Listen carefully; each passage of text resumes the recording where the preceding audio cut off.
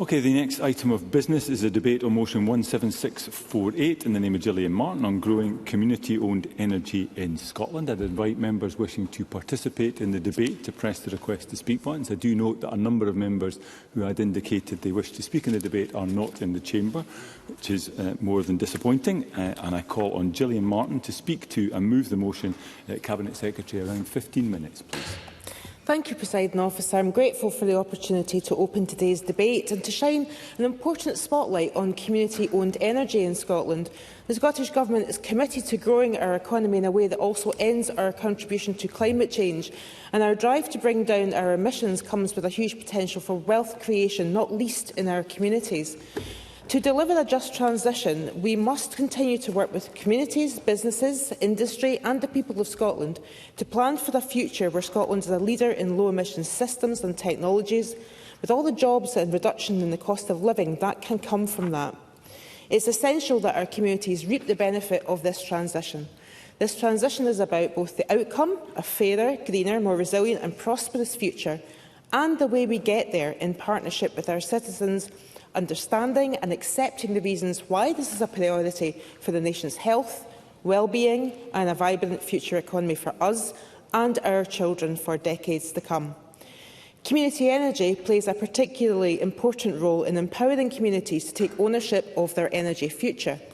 Communities owning their own their own wind, solar and other renewable projects puts them at the centre of this revolution in power generation, while bringing in valuable revenue that can be directed towards community priorities, such as tackling fuel poverty or upgrading local infrastructure and supporting community events. The Scottish Government has a long history of supporting the delivery of more community-led renewable energy, energy demand reduction and energy supply projects. And the impact of community energy over time is demonstrated by the work of the Point and Sandwich Trust on the Isle of Lewis. This project began as a public discussion in 2005 on the possibility of developing a large community-owned wind farm on common grazing grounds. The project developed from there, and with support from CARES loan, that's Community and Renewable Energy Scotland scheme loan, by 2015 installation was completed and the turbines were energised, becoming one of the biggest community wind farms in the whole of the UK. Today, the community-owned wind farm produces around £900,000 a year in net income for the local community, and once capital costs have been repaid, is expected to generate up to £2 million a year. These funds support projects in and around the local area, providing valuable benefits to the community. And the Scottish Government is determined to build on these community energy successes with our new Community Energy Generation Growth Fund, which will provide up to £8 million to boost community energy in Scotland. This includes £4 million which the Scottish Government has secured from GB Energy to support community and local energy in Scotland, alongside £4 million of Scottish Government funding. This programme for government commitment will help grow the pipeline of community energy in Scotland, enabling more communities to see the benefit of owning their own renewable energy projects. And this is a significant expansion on last year's community energy pilot and will help to deliver social and financial benefits from the energy transition directly into Scotland's communities. I will. Maurice Golden. Thank the member for taking intervention. I wonder if there's any consideration being given to how benefits are spread to those communities that might not be located next to a large wind farm, for example, but might be very much in need of investment, and indeed the consumers are paying for some of the transmission from that wind farm. Cabinet Secretary. I think there's a number of things at play here. The member will be aware that after a great deal of encouragement from the Scottish Government, the UK Government has put out a consultation on community benefits from developments that are happening in renewables. So that's one area in which communities can benefit. But of course, in terms of community energy projects, there is obviously the option for developers to be going to communities and offering that as a solution to, or maybe an offer as part of their good neighbour principle as well. But even if that doesn't happen in an area, there is the ability for communities to come together and to contact the Community and Renewable Energy Scotland and ask for advice on how they can actually build their own system and community energy plant of whatever description. And I think that the CARES model has shown to be very, very successful, so much so that that's one of the reasons that I asked the UK Government to take money from the local power plan and put it into CARES rather than setting up a new agency. So, yes, I will. Patrick Harvey. I'm grateful. The Cabinet Secretary is setting out very clearly the reasons why community ownership has significant benefits, and I think there's very little dissent from that principle. But renewable energy has been growing dramatically for many years in Scotland, and if the model that's been pursued so far has been a success, why does the Cabinet Secretary think we don't see a much more significant share of the overall renewable energy industry being in community, public or shared hands? Why do we have this very private sector dominated industry? Cabinet Secretary. I think there's a number of reasons. I think one of the reasons historically was that communities felt that they almost had to be engineers and actually have somebody in their community who was an expert on this. And that's one of the reasons that we set up CARES, to be able to share the information with communities as to how to take forward projects.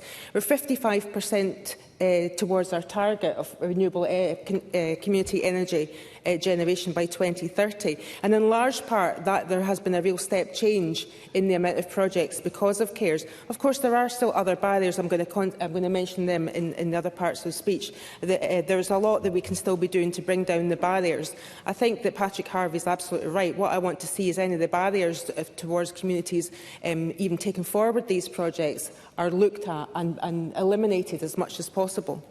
So I want to just mention the Community Generation Growth Fund, the £8 million that will boost community energy. It's a significant expansion on last year's community energy pilot.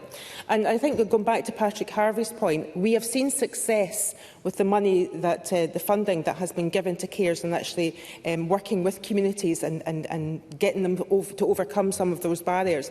That's why we did the pilot, and that's why we've put the additional £8 million into it. It will support community groups across Scotland to develop their own projects. Wind, solar PV projects and applications for funding are now open and will close on the 25th of June. And full funding guidance, including information on how to apply, can be found on the Local Energy Scotland website. And indeed, there will be a list of the people in the area that are the Local Energy Scotland officials that communities can get in touch with in first instance. Yes. Mike Rowley. For the Minister taking intervention. Does the Minister believe that, or the Cabinet Secretary believes that, local councils have an important role to play in supporting community organisations?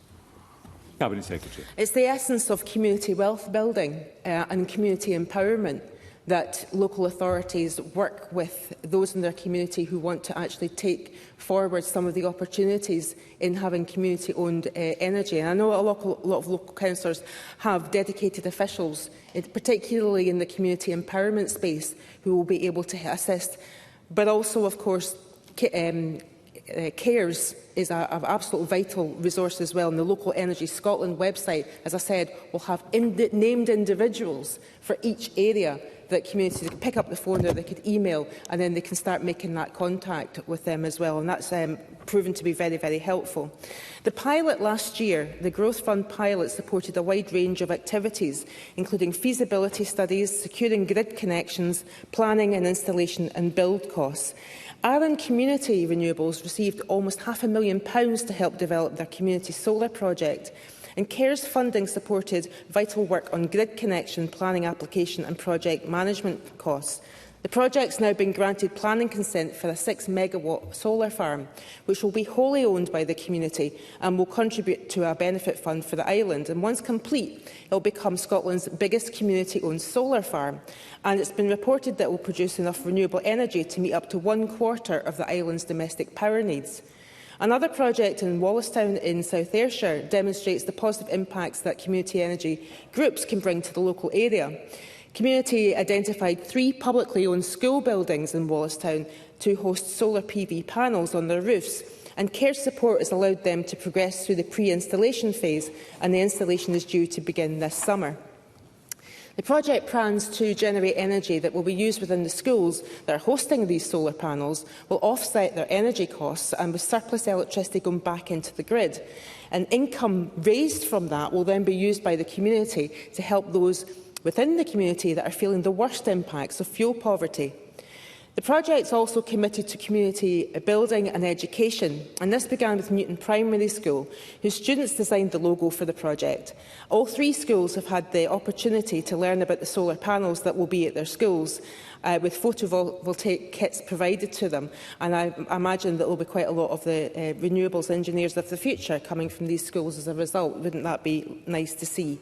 The project has already been recognised by the University of Strathclyde of one of the Community Challenge projects, and students have also undertaken a group project to support the development of the proposed plan, Wallistown as a net zero village. And that's what CARES is all about. Supporting communities to participate in, drive and benefit from the energy transition to net zero emissions to see the real benefits of the renewable energy sector. We are determined to ensure that all communities from the most rural in Scotland— Yes, I will. Finlay Carson. I very much appreciate you giving way. Can I ask what protection your plans give to communities that don't want any more wind or any more battery storage? Through the Chair, always, Cabinet Secretary. This debate is about communities that want to have their own community owned schemes rather than anything to do with planning or consents. So I think that if the member wanted to write to me about specific concerns around planning and consents for developments, that is a separate subject. I'm happy to answer all these questions on that, but I am concentrating on community energy, which is proving to be such a boost for the communities that take forward these projects. Community energy also has a role to play in supporting off-grid communities such as Knoydart Peninsula. Knoydart is not connected to the national electricity grid and generates all its own electricity through a single hydroelectric turbine. Knoydart Renewables Limited, or KRL, supplies most of the energy in Knoydart and is responsible for maintaining a 28-kilowatt hydropower system. And CARES recently provided funding to refurbish Knoydart's hydropower scheme. This work means it will be able to meet the peak power requirements for the community for another 40+ years and has allowed new properties to be built and are connected to the island electrical network. These projects, led by a wide range of communities with different geographies and priorities, demonstrate the impact that community energy can have. However, community energy is not the only way that our communities can secure benefits from the energy transition. And I want to reflect on Maurice Golden's question to me. Shared ownership, where communities take a share in a commercial renewable energy project, can also offer communities significant opportunities, and we are committed to supporting communities to access this opportunity. CARES offers support for communities that are looking to invest in shared ownership, providing free-to-use online guidance and resources. The scheme can also help communities to access funding and contractors for project management, financial matters, legal matters, and ensure that they all have the information to decide if the ownership is right for them. I will do. Very much welcome the Cabinet Secretary outlining that support. Would she agree with me that we also should be thinking about support for local authorities so that they could be a pioneer in Scotland, because we have very few local authority schemes at the moment? Cabinet Secretary, I'll give you the time back for some of these interventions. I am open to any suggestions which would mean that we have more local authority schemes. And if there's any barriers in the way, I'd like to investigate with particular local authorities what they are. And I will come on to the Labour amendment to the motion in a minute, Ms Boyack, because I think there's some opportunities for discussion there. We're also progressing the work on the commitment to the onshore wind sector deal to publish a framework of practical approaches to support and encourage community shared ownership models, and this will assist communities, developers and funders to engage in shared ownership opportunities. And the UK Government recently published a working paper seeking views on the current voluntary approach to community shared ownership and barriers to the uptake of shared ownership. And I would encourage all members to look at that, it's a consultation of sorts, and publicise that to their communities. And we will consider the proposals in detail to ensure they consider Scottish communities and give them the chance to benefit from investing in commercially owned renewable energy projects. And I'll come to the Labour amendment, which we will be supporting. The Scottish Government are also committed to exploring ways that we can maximise the opportunities offered by the sustainable procurement duty. This will support the development of sustainably sourced energy in Scotland, and where possible how we can incorporate locally sourced energy into the electricity supplied via our National Framework Agreement for electricity.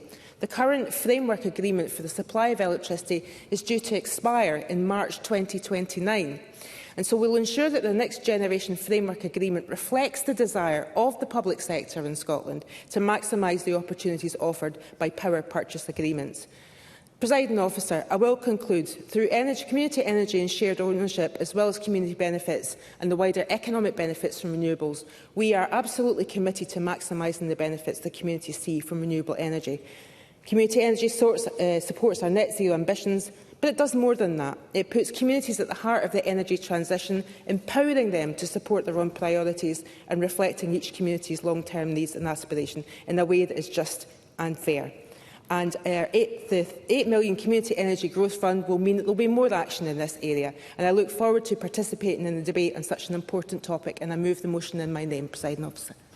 Thank you very much, Cabinet Secretary. Just to advise the Chamber we've got a bit of time in hand, so members taking interventions will certainly get the time back. I call Douglas Lumsden to speak to and move Amendment 17648.3 around 11 minutes. Thank you, Presiding Officer, and I move the amendment in my name. And I think there's going to be a lot we agree on this afternoon, because community-owned energy is fast becoming an increasingly important element in our energy production in Scotland.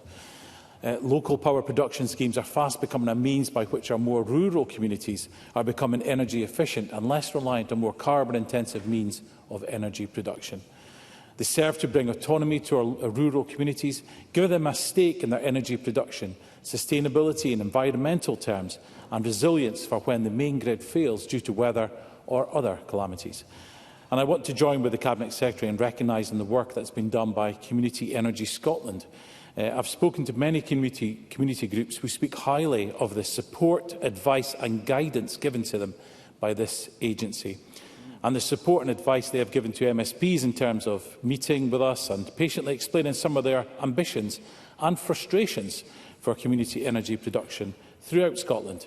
Rarely have I heard such warm words said of a government body, and so I do want to recognise that in my remarks today. We know that 1.1 gigawatts of community and local-owned renewable energy capacity has been in operation in Scotland in December 2024, and that the Government has a target of 2 gigawatts by 2030, a laudable target, although this SNP's record of achieving targets in environmental issues has not been great so far. But, Presiding Officer, I will suspend my pessimism on this occasion. However, Community Energy Scotland want the Government to distinguish between local and community-owned, and solely community-owned. They want to see a separate target of 1 gigawatt of energy per year produced by community schemes, as well as the 2 gigawatt of local and community schemes set by the Government. And while this may seem like a small change, this is fundamental to ensuring that these schemes are indeed run for and by communities, rather than larger companies who take the benefit without ensuring community support. It would also enable us to access additional funding from the UK Government, who are focused on delivering 8 gigawatts of community energy by 2030. By bringing us into line with that target, we can achieve a lot more rather than the usual SNP mantra of being different for different sake. And while I'm speaking about the relationship with the Labour Government, I do want to pick up on one announcement made by both governments and claimed as their own. Now, I know we're talking about an £8 million scheme. Now, I believe it's £4 million from the UK Government through GB Energy and £4 million from the SNP Government. I would really like to make sure that's clarified, and if it is £4 million from the Scottish Government, whether that's actually new money or whether it's just been repurposed from another budget line. I'll give way to the Cabinet Secretary on that. Cabinet Secretary. So I can confirm that this is shared funding from both governments. It's not been repurposed, it's new money. It's the expansion to the capacity of CARES off the back of the pilot work that we did. Douglas Lumsden. I thank the Cabinet Secretary for that clarification, because it is important, because often we hear funds that have went from one place to another. So it is good to hear that it's actually new money. But communities will wait to see what benefit this money actually brings in terms of money, inward investment and economic benefit to our rural communities. My pessimism has well and truly returned when it comes to the jobs promised by GB Energy, promised 1,000, but that's going to take years and years. Because at the heart of all these announcements are small local communities who see the potential in small local energy schemes. They want to do their bit. They see an opportunity, they have the drive and passion to take it forward, but find it an incredibly daunting process. There is little in the government motion that suggests that it will be easier in the future, just that more money might be available. The community groups that I have spoken to highlight some key challenges when it comes to getting schemes from idea to delivery. These were picked up in a report from Climate Exchange in 2024 that found 3 main barriers: a lack of resources, a lack of skills and a lack of community input. And nothing that the Cabinet Secretary has said today will change any of those things. Firstly, a lack of resources. Taking a project from idea to execution can take 5 years or more. For a community group, that is a huge commitment of time and resources that few can commit to. And money won't necessarily make a difference to this requirement, although it may allow groups to buy in expertise when they need to. But these are often volunteer groups of committed individuals who have busy, changing lives. Personnel can change frequently, and it's difficult for them to see a project through, given the amount of time that is required to simply fill in all the paperwork required. Secondly, a lack of skills. And here the report is specifically referring to the lack of skills within local authorities to spearhead local projects. The report states that local authority stakeholders note that there is still often a lack of skill for local energy projects in general. This is in addition, of course, to a lack of expertise in local communities. Thirdly, a lack of community input. I'll give way to Audrey Nicholl. Audrey Nicholl. I thank the member for giving way. I understand the point that the member is making about skills and knowledge, but I have to say, as a constituency MSP, I've had quite a number of, for example, retired engineers from the oil and gas sector coming to discuss potential projects right across the renewable space with me. So I'm just putting it out there to make the member aware. Douglas Lumsden. Absolutely agree with Audrey Nicholl, and this is where it depends on people with lots of skills. But because the process is so long, they're not always there for the whole duration of the. I'll give way to Christine Graham. Christine Graham. I never thought I'd hear myself saying, but I agree with Douglas Lumsden. I do think it is quite difficult for certain communities to navigate their way through the processes that are before us. And I think that in areas where people are less privileged, it must be extremely difficult to benefit from these. So I do agree with you. Douglas Lumsden. Absolutely. And, if there's more that we can do, if there's more help that we can give our local authorities to help that process, then I think that would be a good thing. And thirdly, there's a lack of community input. Often local energy projects are not community projects, a point I made earlier, and can lack in community input. Companies or housing developers are acting locally to develop schemes, but not including the views of the local community in those plans. And I mentioned previously the time that it takes for energy schemes to go through the planning process. The planning process for a small community wind farm is the same one for a major wind farm. The planning process for a small hydro scheme or small tidal scheme is the same as a big scheme. There is no proportionality in our planning system within our local authorities. So the Scottish Conservatives want to see local communities having much more say over energy projects in their area, and also much more proportionate planning guidance for community-owned schemes. And I wonder if the Cabinet Secretary agrees with me that this is an area that should be considered by the Government in the future. And the motion focuses on generation. But what about energy storage? Why not encourage more community ownership of energy storage? We are seeing an explosion in battery storage. Most of these are being pushed through against the local wishes of our local communities. It is seen as a gold rush, with developers rushing in to make a fortune, buying cheap energy and then selling it for a fortune when the wind is not blowing. There seems to be little regulation and lack of controls. So if these sites are being inflicted on communities against their will, why not give communities a stake So it's not just the energy finance companies who benefit, local communities can benefit also. Now, I've spent much of my time today looking at the government motion, which I note none of the amendments I've sought to amend, only add to. And I want to address the main point of our amendment, and that is of how the energy is transferred into the grid. As part of its pathway to 2030, SSEN is proposing to build 500 kilometres of monster pylons throughout some of the most scenic areas of Scotland. And Scottish Power are also planning an 80-kilometre route through the border of Scotland, an almost as scenic part. And Decide Against Pylons spokesman John Rax has said our communities feel that the north of Scotland is bearing a disproportionate cost for this short-sighted proposal, which is driven by cost. Tracy Smith of Save Our Mearn said SSEN were bulldozing through the North East. And we recently had a debate in this chamber bringing Scotland into line with the Aarhus Convention, calling for legal aid for communities and an environmental court to give communities a greater say when it comes to these kind of developments. But the Cabinet Secretary seems to think we're in compliance with our House Convention now. And I asked the Cabinet Secretary this morning about changes to the Planning and Infrastructure Bill and how it will affect communities.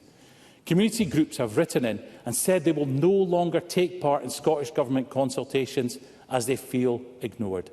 One response from Scotland Against Spin said, "We are not going to waste our time making the same arguments that have already been ignored once and which will no doubt be ignored again." I'll take the intervention. Cabinet Secretary. I said this to Mr Lumsden this morning, is that the changes to the legislative consent motion actually mandates community engagement, whereas at the moment it's voluntary. So it actually is putting in law the need for companies, developers and transmission owners to be engaging with communities in law. Douglas Lumsden. Once again, the Cabinet Secretary takes bits from that she likes, but fails to ignore the other places. Taking away the right to public inquiry, removing the time limit down. So this devolved government should hang their head in shame when we have campaign groups feel ignored as government ministers. Could you resume your seat a second? Point of order, Cabinet Secretary. The record will show this morning that I said in committee the right to a public inquiry stays, and Mr Lumsden is deliberately misleading the chamber. Cabinet Secretary, could I ask you perhaps to rephrase that last comment, please? From what Mr Lumsden has said, I fear that he has not taken on board the facts that I have laid out this morning at committee. Thank you. Wasn't a point of order, but anyway, Douglas Lumsden to continue. I'm sure everyone knows that the right to an automatic public inquiry is being removed from our local communities. That's what's set out in the new legislation that's coming through. Shamefully so, shamefully so. And this devolved government should hang their head in shame. Campaign groups are feeling ignored. That's what it's coming to, as government ministers refuse to meet with them, but happy enough to cozy up with developers. It's a David versus Goliath situation. And that is why the proposed time limit reduction from 3 months to 6 weeks to lodge an objection to onshore energy is a disgrace. The Cabinet Secretary cares more about pleasing renewable energy companies than standing up for local communities. So we will make that call again and ask the Scottish Government when they are going to not only put more money into community schemes, but actually solve the systematic issues that are preventing communities from standing up to large-scale developments that are ruining our countryside. The Scottish Conservatives want to see our local communities empowered to grow energy schemes in a proportionate way, with sensible planning and community buy-in to the process. We want to see them properly funded and assisted to not only propose schemes that are advantageous to local communities, but oppose schemes that are detrimental to them. We do not want to see monster pylons littering our countryside with little regard for local concerns, scenery, agricultural or economic growth. It's time for this devolved government to listen to communities and not sideline them to appease the renewable energy companies' chums. Thank you, Presiding Officer. Thank you. I now call Sarah Boyack to speak to and move Amendment 17648.1. Around 9 minutes. Ms Boyack. Thank you, Presiding Officer. First of all, I want to welcome today's debate because I think it's an absolutely crucial issue for us to be debating. And as a Labour and Cooperative member, I am actually very proud to be a member of the Edinburgh Solar Co-op, and I'm going to come back to that later. I think this debate is not just a nice to have. It's absolutely key in maximising our fantastic land and wind and water resources to benefit communities. But more than that, it's also about empowering our local communities. It should also be about creating local jobs and investment, and about delivering community wealth building. And if we get it right, if we have effective planning, we potentially also tackle our nature and climate emergencies. So this is absolutely crucial. I want to start off also by welcoming the fact that the Scottish Government is going to support our Scottish Labour amendment today. I constructed it as an add amendment. My aim was to be constructive, although if you read our amendment, it's about where we need to go much further. So I want to focus on that today. I think there is so much more that needs to be done and can be done to ensure that we have more community-owned, cooperatively owned and municipally owned projects that can actually be delivered. And I think one of the points that Douglas Lumsden made, that I totally agree with, is the huge amount of time it takes for individual communities to do this work. It's not just a year or two. It's committing to years and years of getting a project through, working up the financial side of it, working up the investment side, getting it through planning, and then actually running the project. So it's a huge commitment, but actually we shouldn't underestimate the challenge for local authorities as well, because they have had lots of cuts to their funding and they don't have the dedicated staff. And we need to make sure we can learn from the success that there has been in those areas where we've had community projects in Scotland owned by authorities, and how we make sure that can get spread through working with COSLA and individual local authorities, because the geography of our local authorities in Scotland means that they all have opportunities, but there are risks that need to be assessed, there's investment that's needed, and there's skills that officers need, and that needs more sharing. And that's why I mentioned working with CARES. It's also looking at, I think, Cooperative Development Scotland. What more could it do to share best practice? So there's lots that needs to be done. And one of the reasons I think we need to focus on why this has to happen is the discussion about having a joined-up approach. At the Net Zero Committee last month, we discussed the issue of constraint payments. Last year, £393 million were paid on constraint payments last year. That's when you have to turn wind farm turbines off, and 98% of that money was because of wind turbines in Scotland. We need to be using that electricity now. So we need to think about creating local power. We also need to think about how we use that power. Now, there's powering electric vehicles, there's powering our buses, there's powering our trains. Yes, I'll take an intervention. Maurice Golden. In terms of increasing demand in order to reduce the amount of constraint payments, I wonder what the member's position is on an electric arc furnace here in Scotland. Sarah Boyd. I'm not going to begin to answer that question. Let's have a conversation about that afterwards, because what I was going to say next was the other area that I think we've not focused on enough in our communities is heat. Heat for our buildings, heat networks. So there's the capacity, and if we have more and more renewables, we need to think in a more joined-up way, and that could be pumped hydro storage, as well as providing sources to use that electricity. And that's why our amendment references the heat strategies. Local authorities submitted them last January, and there's an opportunity for us, huge opportunities for not-for-profit owned heat networks to keep prices affordable for consumers, and with local authority or community ownership would also give us more accountability. And if you look at the best practice in Denmark, they've been doing this for decades, and through that time they've not just had heat networks owned by local authorities, they've also decarbonised. So it's a win-win that we're not making the most of. We have got examples. Aberdeen Heat and Power, established in 2002. I've visited it several times. If it was very brief. Emma Harper. Thank you, Presiding Officer. I will be really brief, and I pushed the wrong button.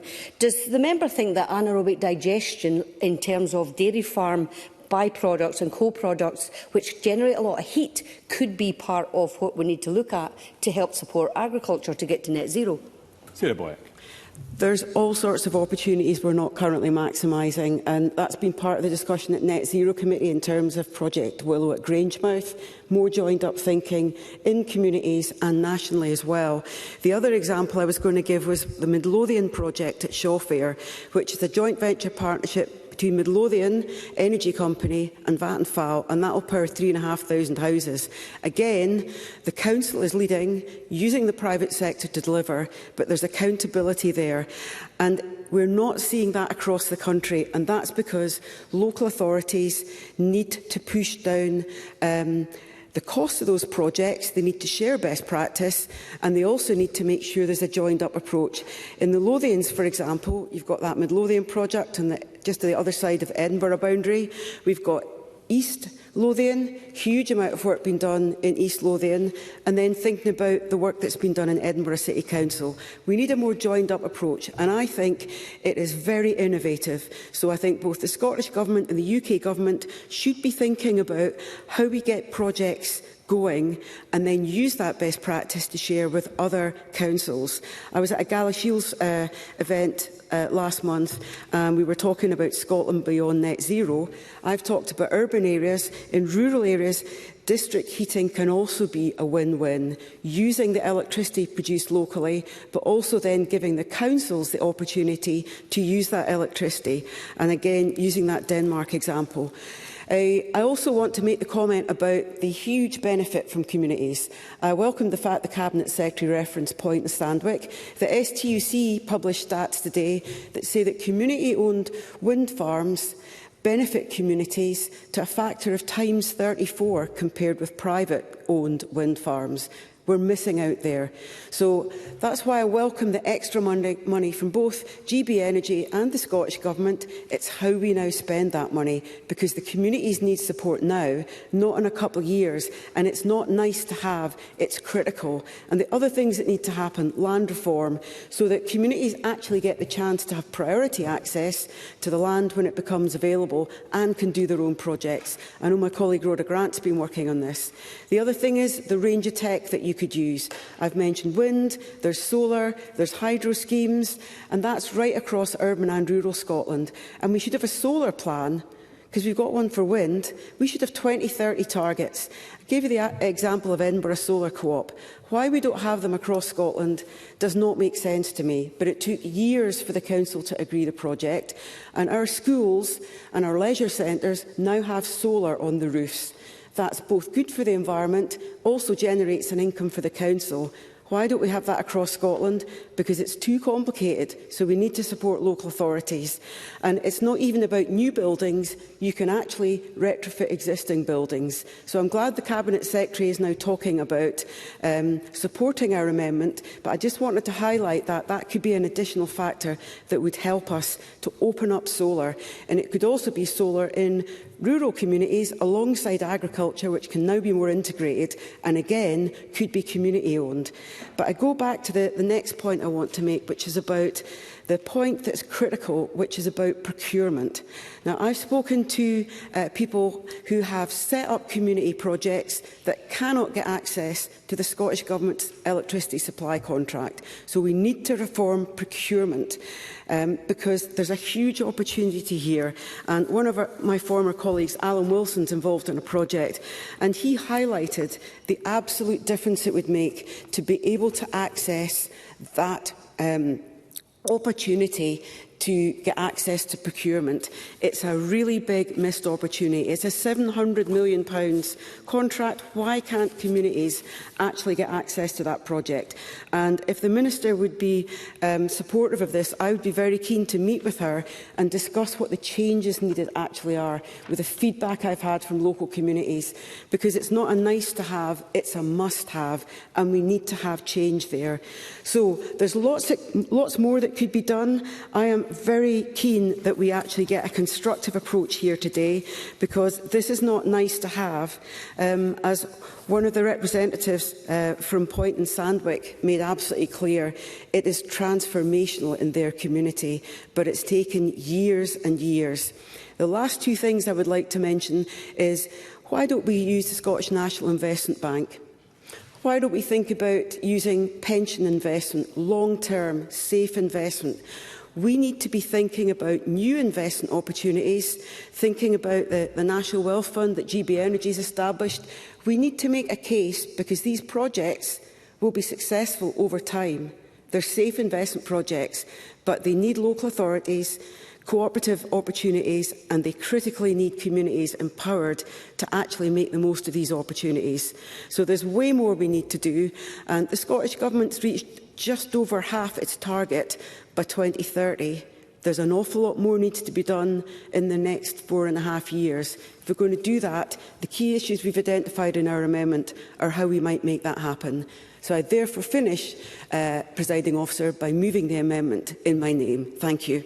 Thank you, Ms Boyack. I now call on Patrick Harvey to speak to move Amendment 17648.2, around 6 minutes. Mr Harvey. Thank you, Presiding Officer. Can I add my voice to the general welcome that's been expressed across the Chamber for this debate? And I do think that the nature of the amendments, well, they're not all coming from the same point of view, of course, but they are all seeking to add something to the motion rather than delete from it. And I think that that demonstrates that there is a degree of consensus, at least on what the Scottish Government does have to say, even if opposition parties think more needs to be said. Unlike the Conservative amendment, of course, the Labour and Green amendments both bring positive ideas to the table, and I think that's the intention behind both.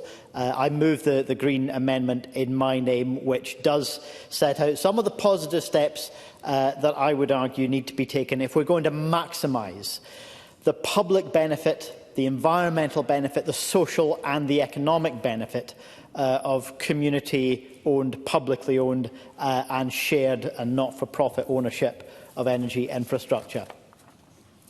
We are at a critical point in the energy transition, the transition to a sustainable energy system. We're at that point, though, at a point where also people are struggling with their energy bills. And political parties across the UK are, I think, beginning to be too willing to accept pushback against the idea of the energy transition. And some political parties are either heeding or, in fact, peddling the misinformation that's coming from anti-climate or anti-net zero voices, including those funded by the corporate fossil fuel giants. So we're at a pretty dangerous point in relation to how our political landscape is dealing with the energy transition. Most of the public do want climate action, and they do embrace a renewables future.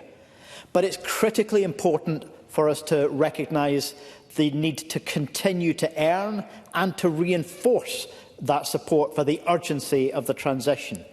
To do that, we need to make sure that people get the benefit, and people are rightly cynical about the profit motive of an overwhelmingly privatised energy system. A key part of this energy transition must be not just about replacing the last century's dirty fossil fuel power generation with renewables. It's about rebalancing the ownership of our energy system, putting not just the power to generate electricity into communities, but putting the ownership of it into the hands of local communities.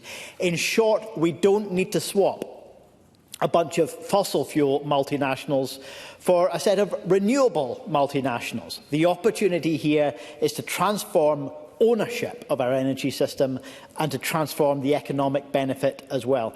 And none of this is new. None of this is rocket science. This is all stuff that other countries have done very successfully years, decades, even generations before us. Many other European countries have high levels of public ownership, community ownership and not-for-profit ownership of energy infrastructure.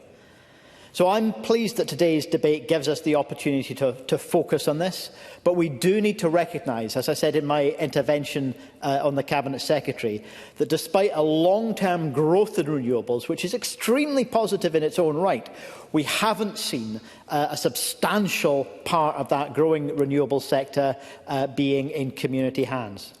I want to express thanks to Community Energy Scotland, the Scottish Community Coalition on Energy and Social Enterprise Scotland for their briefings in support of the debate. They make it clear that while some corporately owned, privately owned projects do make community benefit payments available, the benefit that comes from community ownership projects is many, many times more substantial than those community benefits.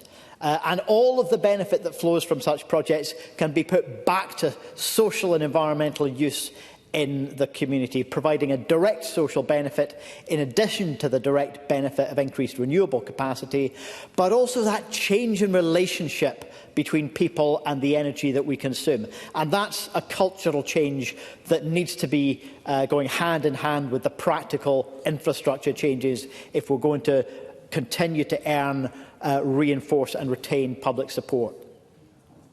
So there's a great deal that we need to do more of, both in terms of access to capital for new projects as well as for repowering existing projects, and publicly owned assets can be used to lever in that capital that's needed.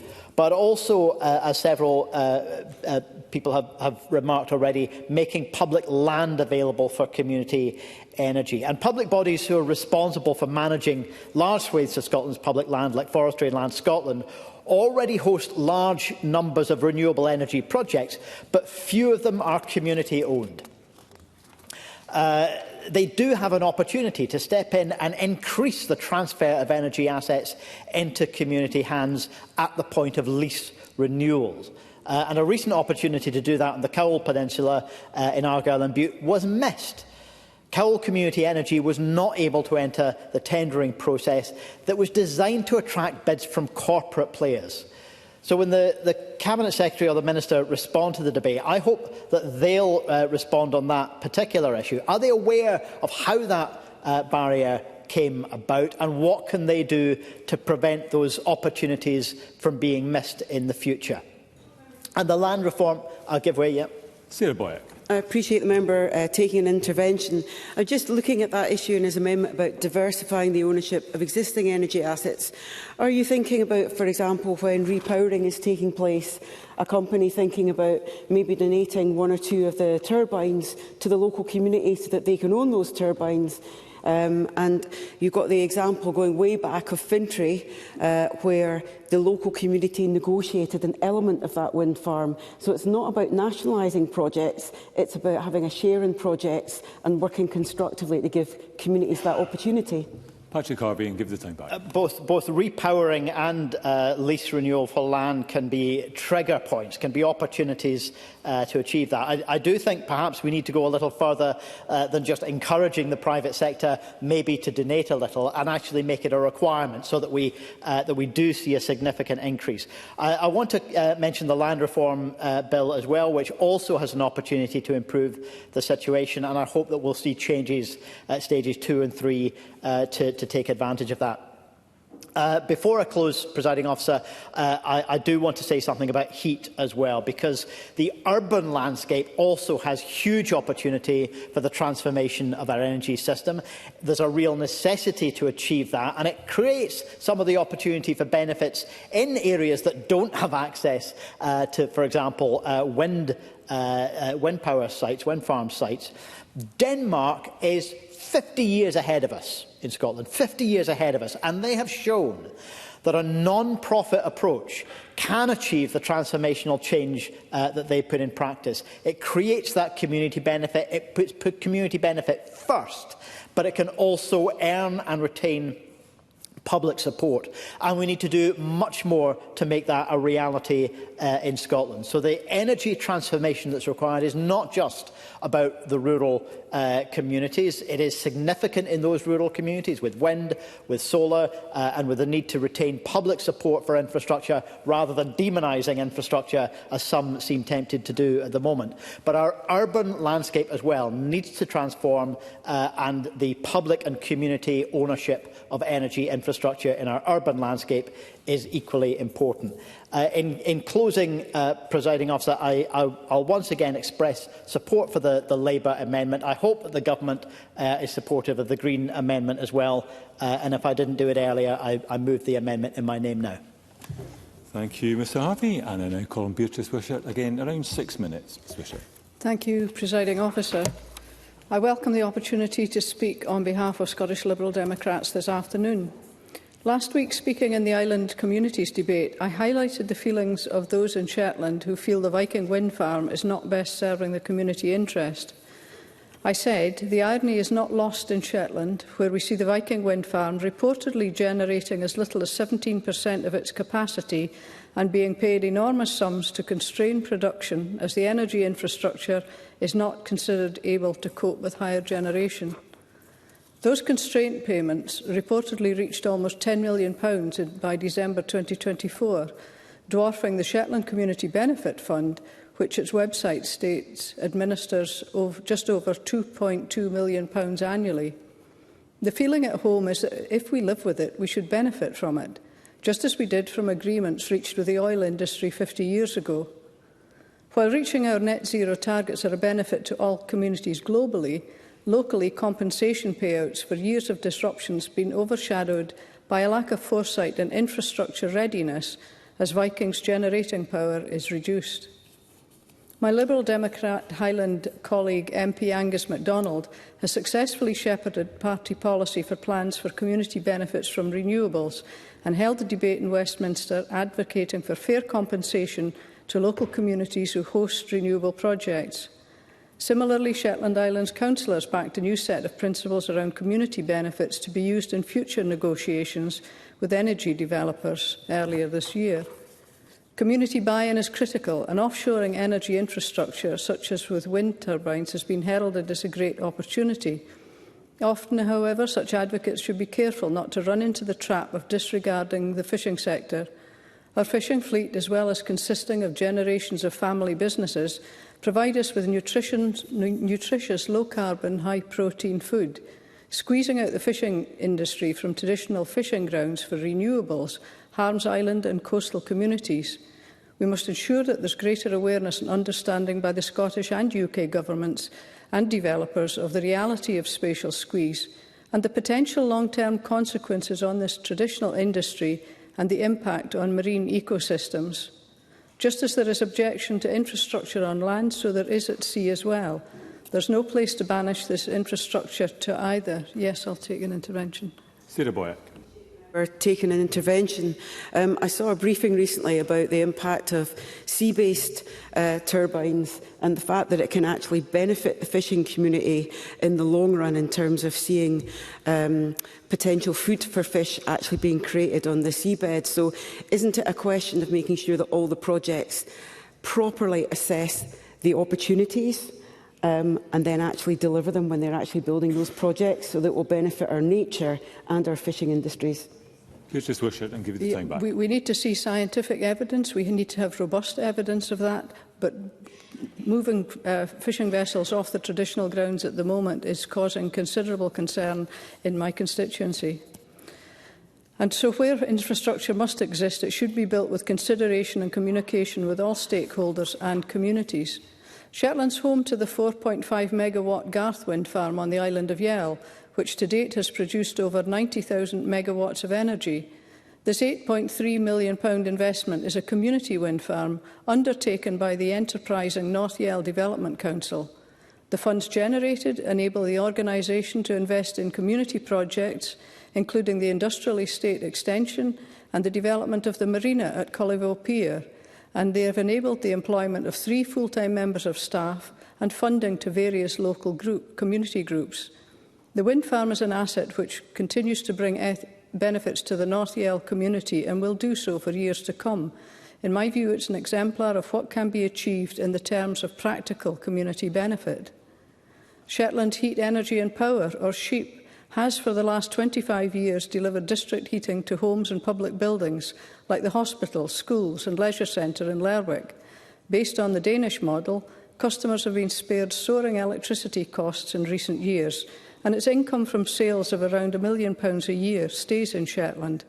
A project once dismissed as considered unusual, it's now being taken rather more seriously in policy circles. We know that our energy infrastructure is ageing. We know that we have to transition away from legacy fuels and reduce demand. We know that we need an energy mix for the foreseeable future. Shetland's ready to contribute on all fronts, from the development of renewables and continued oil and gas supply. I believe that those making national energy decisions fail to recognise the importance of gas from Rosebank, which would be exported through the West of Shetland pipeline system. This would pass through Sullomvo and end up in the UK grid, thereby reducing reliance on imported gas. That contribution to the UK's energy security should not be ignored. Generating power locally makes sense insofar as it reduces the inevitable loss of power between generation and destination. If communities are presented with manageable renewable projects as opposed to vast arrays that dominate the horizon, they are more likely to be in favour of the project, and especially on the basis that it will bring benefits for the community. The additional benefit of sustainable jobs in local places is a selling point to communities presented with such projects. As the energy sector transitions, we must support our workers, ensuring we don't once again see a repeat of decimated communities cast out of their jobs. There is, of course, much more that needs to be done in terms of housing and making it easier to access energy efficiency measures to upgrade properties with greater insulation and modern heating systems. Community benefit funds can help enable progress on this front. Increasing community-owned generation projects is a sensible path forward, and the Scottish Government should work to ensure that any barriers in the development of such projects are minimised, and in the ability that they can support the supply chain and resource availability. Thank you, Presiding Officer. Thank you, Ms Wisher. We now move to the open debate. I call first Christine Graham, to be followed by Jamie Halker-Johnson. Around 6 minutes. Ms Graham. Thank you very much, Deputy Presiding Officer. I'll admit, Cabinet Secretary, that this area, that is communities finding various routes to benefit from green energy projects such as turbines, solar panels, battery storage and hydro, quite confusing. But maybe that's just me. But I have a suspicion that the communities which could benefit will not be, as I have said, in deprived areas where folk could do with cheaper energy or funding for their area through the community benefit system.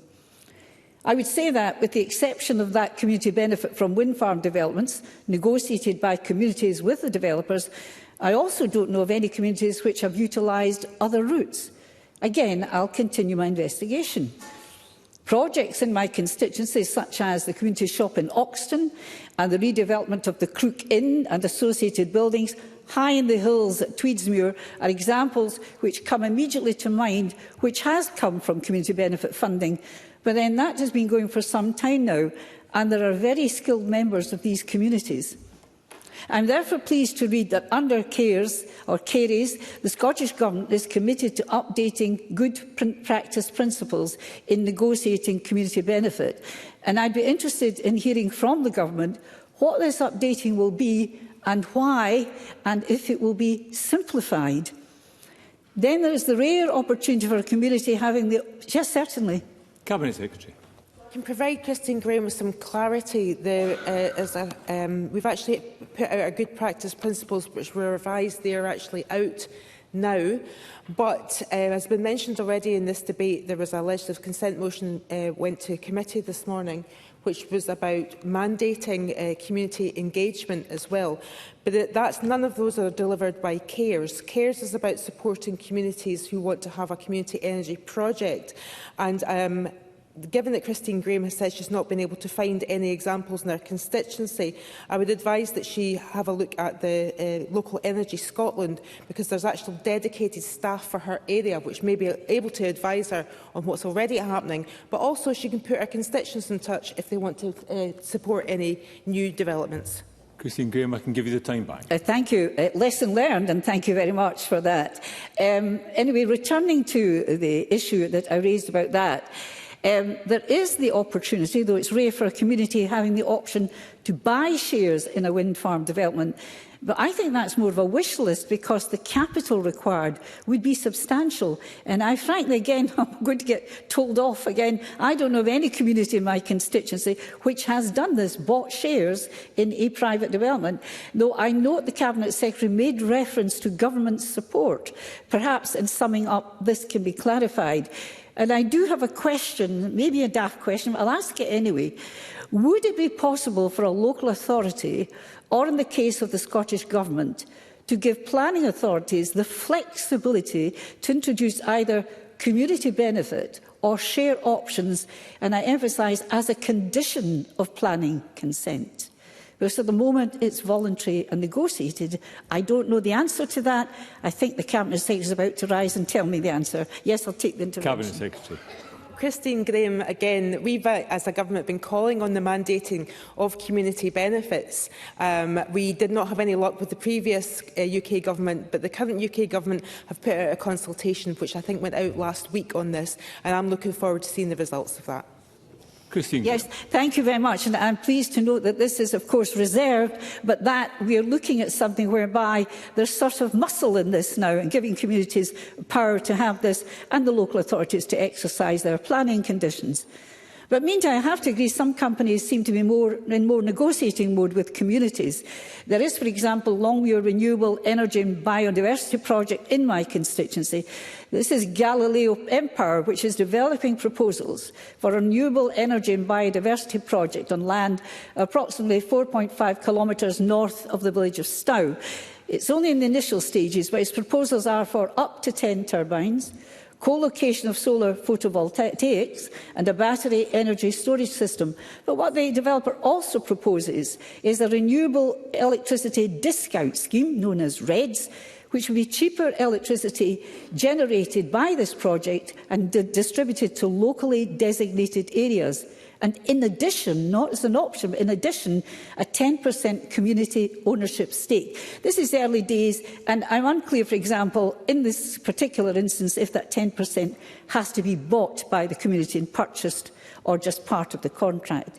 Which brings me to CARES, the Community Energy Renewable Schemes. And I note that since its inception, it has advised over 1,300 organisations and provided £67 million in funding to communities throughout Scotland. But now that it's reopening again and that various communities can bid for support from an £8 million government fund, it closes in September and it is capped. I recommend to my constituent communities they don't waste time and apply PDQ. That fund could help them to install wind turbines and solar panels or develop other types of renewable energy generation, such as hydro, which would meet what they need locally. And I end on the wider benefits of community ownership, such as, I think Patrick Harvey referenced this. It's 34 times more local economic return from a community-owned wind turbine than a privately owned one. It's much better even than the current community benefit arrangement. It'd get higher public support, of course it will have. 62% of people back community-owned energy projects in their area. And I conclude on this quote from a Social Enterprise Scotland report. Quote, "In terms of sheer size, the benefit payments from community-owned wind farms far exceed the payments from private wind farms." And I do hope today's debate opens up the opportunities for communities in my constituency, and I'll certainly be publicising it. Thank you. Thank you, Ms Graham. I now call Jamie Halker-Johnson to be followed by Michael Mathis in around 6 minutes. Mr Halker-Johnson. Thank you, Deputy Presiding Officer. I'm pleased to be able to speak in this debate today on a subject which is, of course, of great importance to my Highlands and Islands region, and I do recognise, as others have done, the benefit of community-owned energy and those projects right across the region, and particularly where they help increase and support local resilience, which is obviously such an important issue as well. However, I'd like to focus on the Scottish Conservative amendment and the challenges communities across my region face from energy infrastructure. There is a growing frustration, a growing anger from those living and running businesses across the Highlands and Islands who feel under siege from large-scale energy projects being forced on our communities. For years, many have been subjected to wind farms they see little or no benefit from, as power flows past their homes, but their bills keep on rising. In Shetland, fuel poverty is an ever-present issue for many households, despite the islands hosting hundreds of megawatts of onshore wind. Viking, as Beatrice Wishart mentioned, was supposed to power around 500,000 homes, although, as she rightly says, some of those concerns over those figures have not been met. But they don't keep bills in Shetland down. New onshore wind farms continue to be given the green light, and existing sites continue to grow despite millions of pounds of taxpayers' money being spent every year on constraint payments. In 2024, those payments rose to £380 million. That isn't money going into local communities, but often into the coffers of multinational companies, and in many cases national governments like China, the United Arab Emirates, France and Ireland. Yes. Minister. I thank the member for giving way, and I absolutely accept the importance of the issue that he raises about constraint payments. I say this just as a matter of fact. I'm sure he'll agree with. Does he agree that the authorities at a UK level need to be involved in the debate that he's just raised? These are all reserved issues. Jamie Halker-Johnson. Thank you. A lot of these issues are actually around planning, and they are responsibility of this government. And the Scottish Government can't keep washing its hands of every issue. This is something that your government, this is an issue that the Minister's government has an area of responsibility to, and I'll come a little bit to that later. But of course, it's not just the turbines, it's the pylons, the transformers, the huge battery storage sites, as others have mentioned. Communities are having invasive industrialisation forced upon them. A week or so ago, I met with residents impacted by proposals for a substation at Fenallen. Some want to sell their homes, but are being told interest in their property is being reduced because of the proposals. Others want to stay. They want to fight the proposals, to which some are concerned are being cited in the wrong place. But as I raised with the SNP government in a question only last week, those residents and others across the country simply don't have the money, the resource or the expertise to contest these plans. They're up against massive companies with huge financial and legal resources. So how do they compete with that? I asked the Minister exactly that question. What support does the Scottish Government provide to local communities to access legal and regulatory advice? Or do they just expect local people to foot the bill to protect their homes and their local communities? His response was just to deflect. So I guess that answers the question for these communities.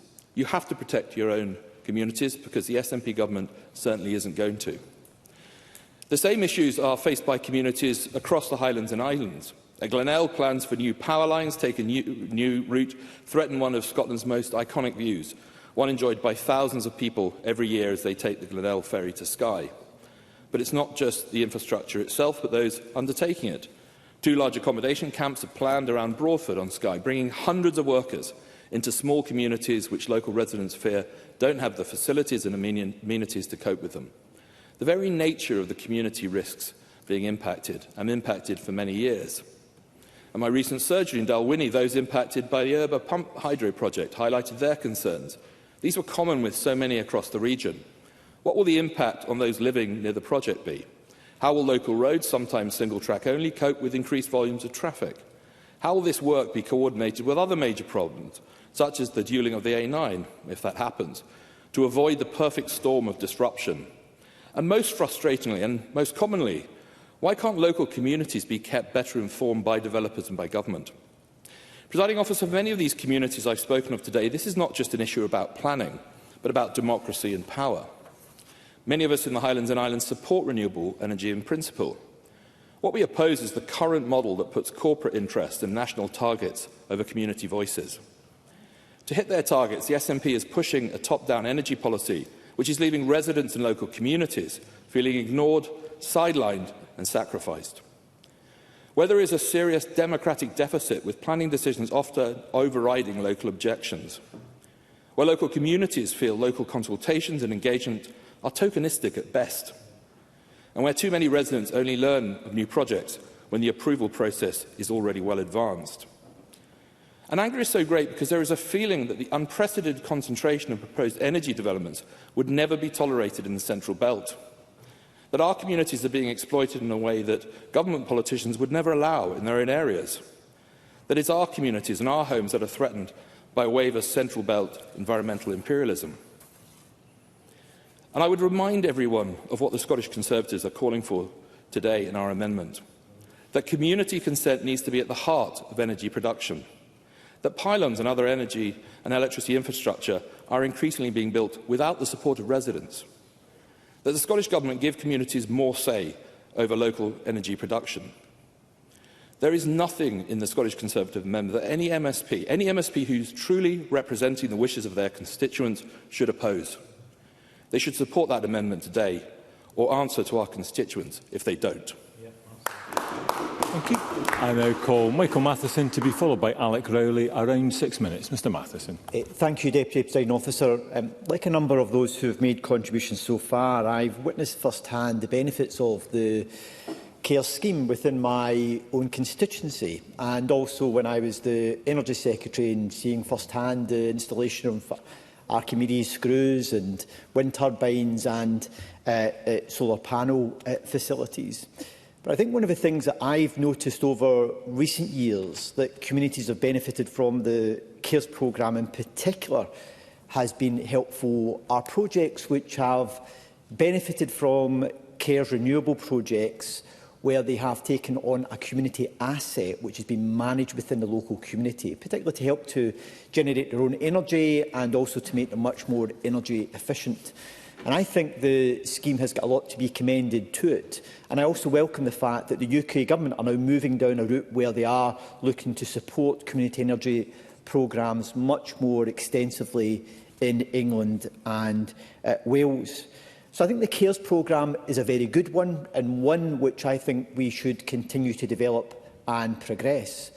I think it is also worth reflecting on some of the challenges that there are with the CARES programme. In my own constituency experience, some of the challenges relate to a lack of knowledge about what's available and the ability to actually develop a project and to have the knowledge and understanding on how to go about doing that. And actually some of the community assets that have been transferred are in communities where, to some degree, capacity is lacking in being able to take on something much more complex around energy renewables. And one of the things that then brings me on to is the issue about community capacity to take forward some of these projects in themselves, because we can see first-hand the benefit that communities get from them, but some of those communities that would benefit from them the most are the ones who are struggling to have the capacity to be able to take forward what can be a fairly complex project. And I know that Local Energy Scotland do a tremendous amount of work in working with communities and community groups. But what can be a complex issue, not just from a technical perspective, but very often from a funding perspective, because there will be multi-party funding in these projects, very often through CARES, through it may be Scottish Power's community programme, it may be other philanthropic organisations that are making contributions to it, and aligning these can at times be challenging. I want to though just reflect on some of the wider issues I think around community energy and the ability to expand and develop shared ownership in energy assets as well, because we are at a crucial time in our energy transition. And we are at a point where we have an abundant amount of renewable potential. We have a significant pipeline of renewable energy projects in development or being progressed. While we can see the value of these renewable projects, the renewable industry faces challenges and questions from communities and from the public about what benefit they get from some of these assets. And that's understandable, because we're in an environment where we have some of the communities that experience the greatest levels of fuel poverty are the ones where we see these assets being built out, not only in terms of wind turbines, but also in terms of the transmission network, where they're impacted as well. And I do think there is a genuine issue where communities do feel as too often things are being done to them rather than with them in this transition in our energy sector. And I think there is much more that we need to do in order to try to address some of these concerns and to address some of the challenges that these communities are facing.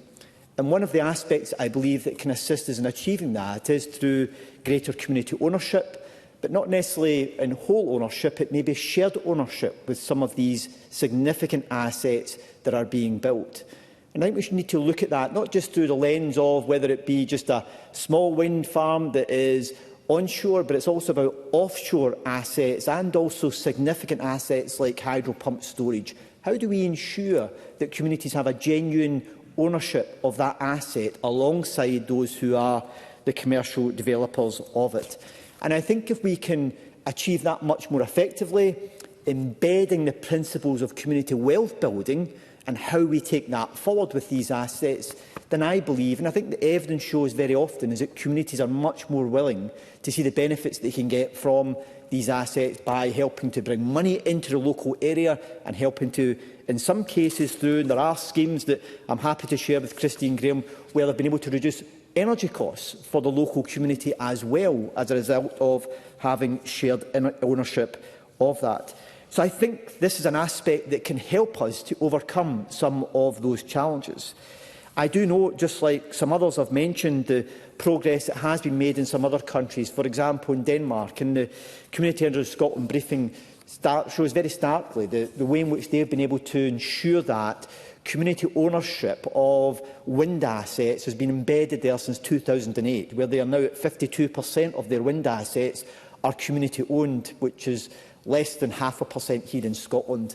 So although we've been making progress, I think there is much more we could do. And I think the industry also recognise that this is helpful to communities if they feel that they are partners in owning some of this. And the final point I would make, Deputy Presiding Officer, is the way in which we can use Scottish Government-owned facilities and assets. The land that's owned by Forestry Land Scotland, the land that is owned by Scottish Water, how can we utilise that to help to support local communities as well, to support them in looking at community energy-based projects? Collectively, I think we are doing well, but we can do better. And I've got no doubt that the Scottish Government and the Cabinet Secretary will be determined to make sure we drive that forward in the process of widening out the way in which the CARES programme is operating. Thank you. I now call Alec Rowley to be followed by Jackie Dunbar. Around 6 minutes, Mr Rowley. Thank you. Presiding Officers, Community Energy Scotland and the Scottish Community Coalition on Energy have provided a brief for this debate today, and I think the points they make are well worth putting on the record. They say we have an abundant renewables potential and considerable capacity in the pipeline. However, the industry is facing challenges, including securing sufficient investment and public support. At the same time, energy bills and fuel poverty levels are still far too high, and many people feel powerless when it comes to the energy transition. We recognise that many communities feel that it is being done to them, not with them or for them. Community ownership of energy addresses all of these challenges. It puts communities in control, enabling them to make choices about location and design of developments that suit their own needs. It provides greater financial benefit for local economies. Community-owned turbines provide 34 times more funding per megawatt to the local community than privately owned turbines. Community and shared ownership increases public support for renewables. 62% of the public would support community-owned energy in their area. This should translate into improved investor confidence and support project delivery. Without increased community and shared ownership, Scotland's net zero targets may be at risk. But if we can grow community ownership, we can increase support for clear energy while powering true community wealth building. We can ensure a just energy transition for Scotland's communities. Community Energy Scotland and the Scottish Community Coalition on Emergencies on Energy argue the Scottish Government can support the growth of community energy in Scotland by 1. Setting up a statutory target for community energy. They recommend 1 gigawatt of wholly community-owned energy by 2030. This should be distinct from the 2 gigawatt target for local and community-owned energy. We should ensure that Scotland plays its part in meeting the UK target of 8 gigawatts of community energy by 2030. This will allow us to leverage in more UK government funding, and it is crucial that both governments work together. 2, making space for community energy on public land. Forestry and Land Scotland alone hosts over 1 gigawatt of wind capacity on its land, all in private ownership. As others have said, there is significant opportunity for a portion of this to transfer into community ownership when the current leases expire. The recent test case at the Crookmore on the Cowal Peninsula was a missed opportunity for full community ownership.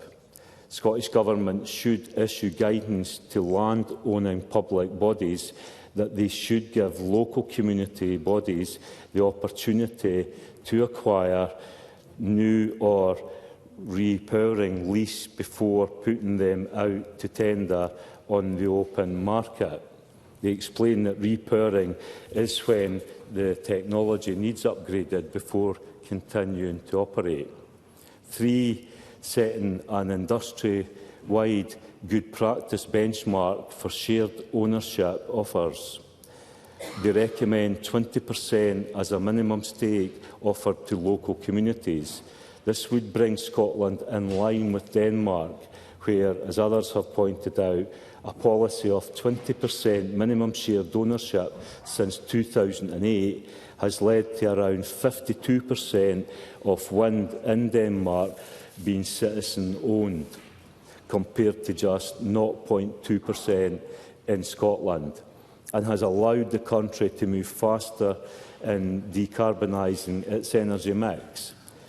The Scottish Government could set a voluntary benchmark by updating its good practice principles for shared ownership, and renewable projects on the public land could be required to meet this benchmark. 4, enabling local authorities to buy energy direct from community energy groups. This would mean lower costs for the local authority and a guaranteed income for the community group, retaining wealth in the community. The next revision of the National Framework Agreement for the supply of electricity should enable local authorities who use the framework to buy a percentage of their power from local communities. And finally, 5, provide multi-year funding for community energy and heat projects. The recent increase in the Scottish Government funding for the community energy is very welcome and will allow more communities to access additional private finance. However, projects are being held back by short funding timescales. Longer timescales to utilise the funding, which enable the majority of construction work to happen out with the winter months, would unlock more growth in the sector, and there is also a need for support programmes for communities-led development and ownership of heat networks to meet the growing community interest in the area. So it would be good, that I hope, that the Scottish Government will look at those 5 proposals and they will give serious consideration to the points that are being made. That I'll conclude, Presiding Officer.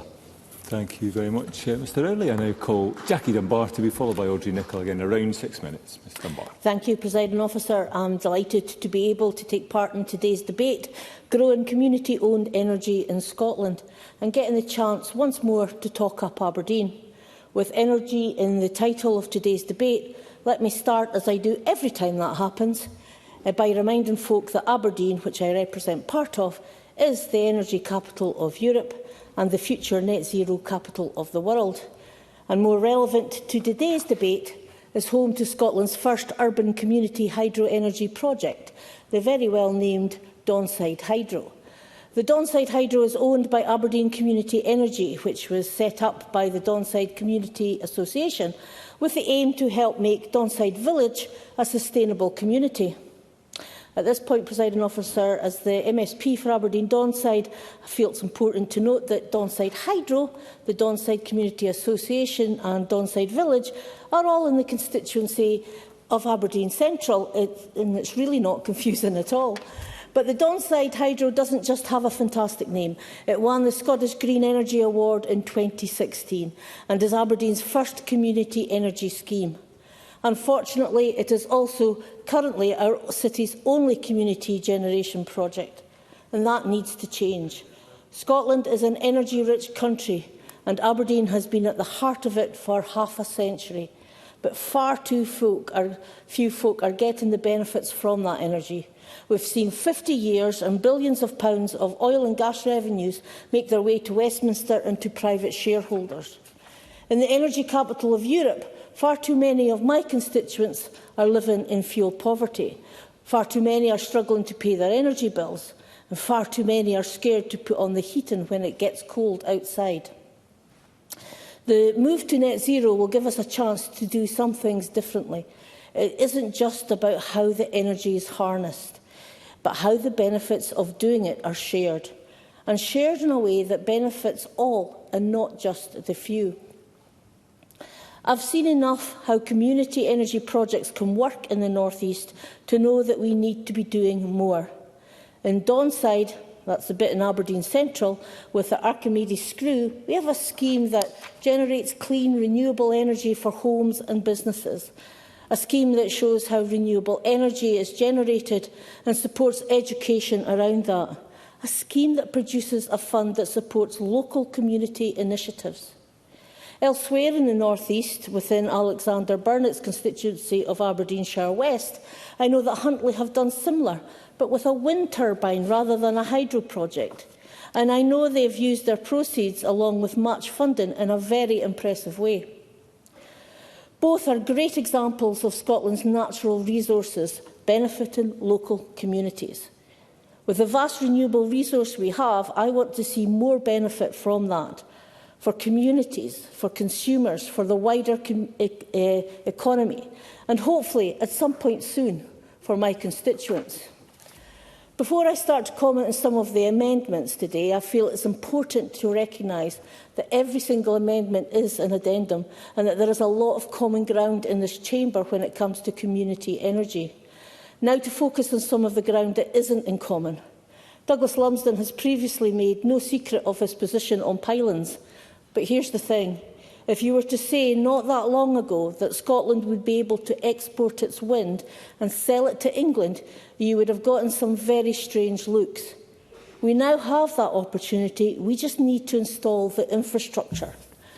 I fully accept that this infrastructure should support lower bills.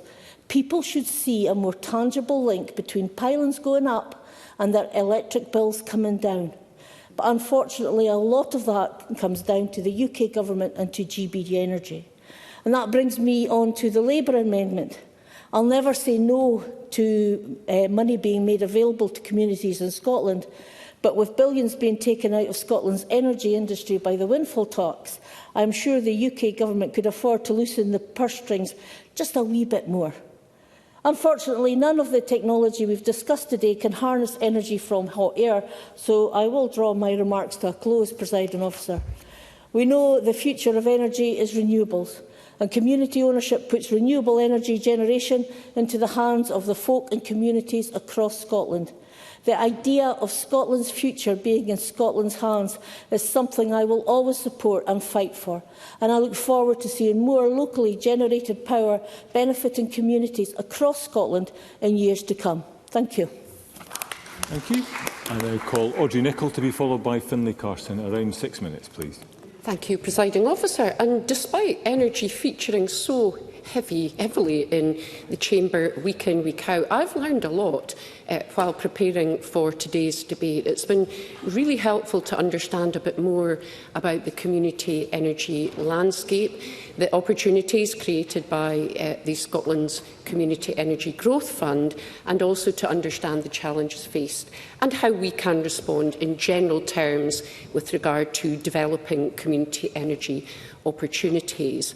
So, as well as generating renewable energy as large-scale projects, as we've already heard, it makes sense to have smaller-scale projects bringing together households and businesses, or both, to create community energy schemes. And as you would expect in Scotland, there are many wind and hydro projects in rural areas, making the most of our natural resources to reach our interim target of 2 gigawatts of renewable energy capacity in local ownership by 2030. Wind turbine projects seem to be the most common option, if sometimes a bit controversial. Hydro schemes seem viable but limited due to requiring communities to be located near a watercourse, and of course there are many other options, including district heat networks, as we've heard. Now, Aberdeen City hosts several district heat networks, including in my constituency, that supply low-cost energy to homes, public buildings and businesses. And with strong political leadership, funding and policy clarity, heat networks certainly do offer opportunities to maximise the benefit of heat decarbonisation. But one business in my constituency produces significant heat as a byproduct of its process to produce fish meal that could contribute to the local district heat network scheme. However, to date, that has proved unsuccessful. So I welcome the Scottish Government's new £8 million Community Energy Regeneration Growth Fund that will support local communities install wind turbines and solar panels, or develop other types of renewable energy generation, such as hydro, to heat and power local homes and businesses. And significant progress has already been made thanks to the work of CARES, which we've heard about, which has provided over £67 million in funding to more than 990 community projects. And I did enjoy listening to Michael Matheson outlining some of the benefits that CARES has already delivered in his constituency and beyond. So I'm grateful to everyone who assisted me think about some of the points that are worth exploring further in terms of some of the challenges going forward, but I don't think are insurmountable.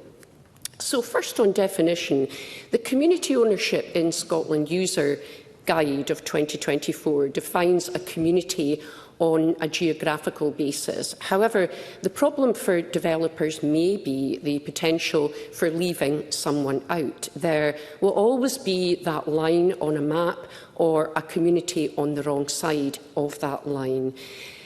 Are community groups the right target for community ownership, as we've already heard? Not every community has perhaps the experience, the expertise or desire to engage in these opportunities. So how do we enable communities to consider a community energy project in the first place? Which models work well, are outcomes driven and can be delivered genuinely by communities? Will they be able to raise the capital to invest or buy up to, say, 10% of a project?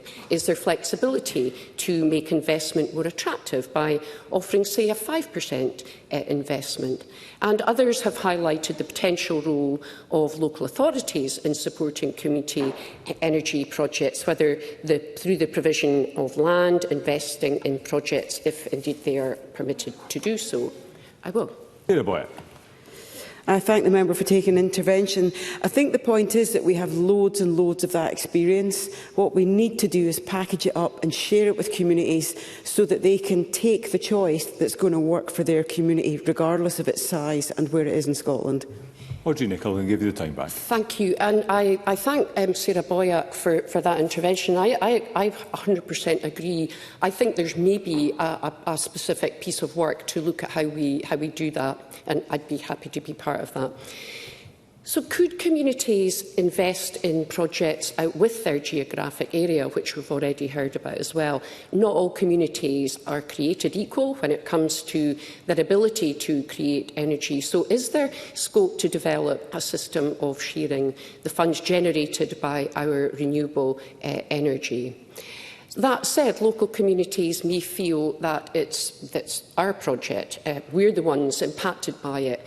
However, by restricting it, this could cut off communities that might arguably benefit more from additional investment and revenue. How might investors respond when presented with a project that includes an obligation to sell on a percentage to a community partner? I think many investors would welcome this opportunity. However, how would that sit with their obligations? And I think this point links again with the distinction that was well made by Patrick Harvey between community ownership and community benefit. What sources of investment would community projects require over and above funding? And I note the UK Government's recent call for evidence on community energy projects cited funding as the biggest barrier. So the Scottish Government funding announcement is really welcome.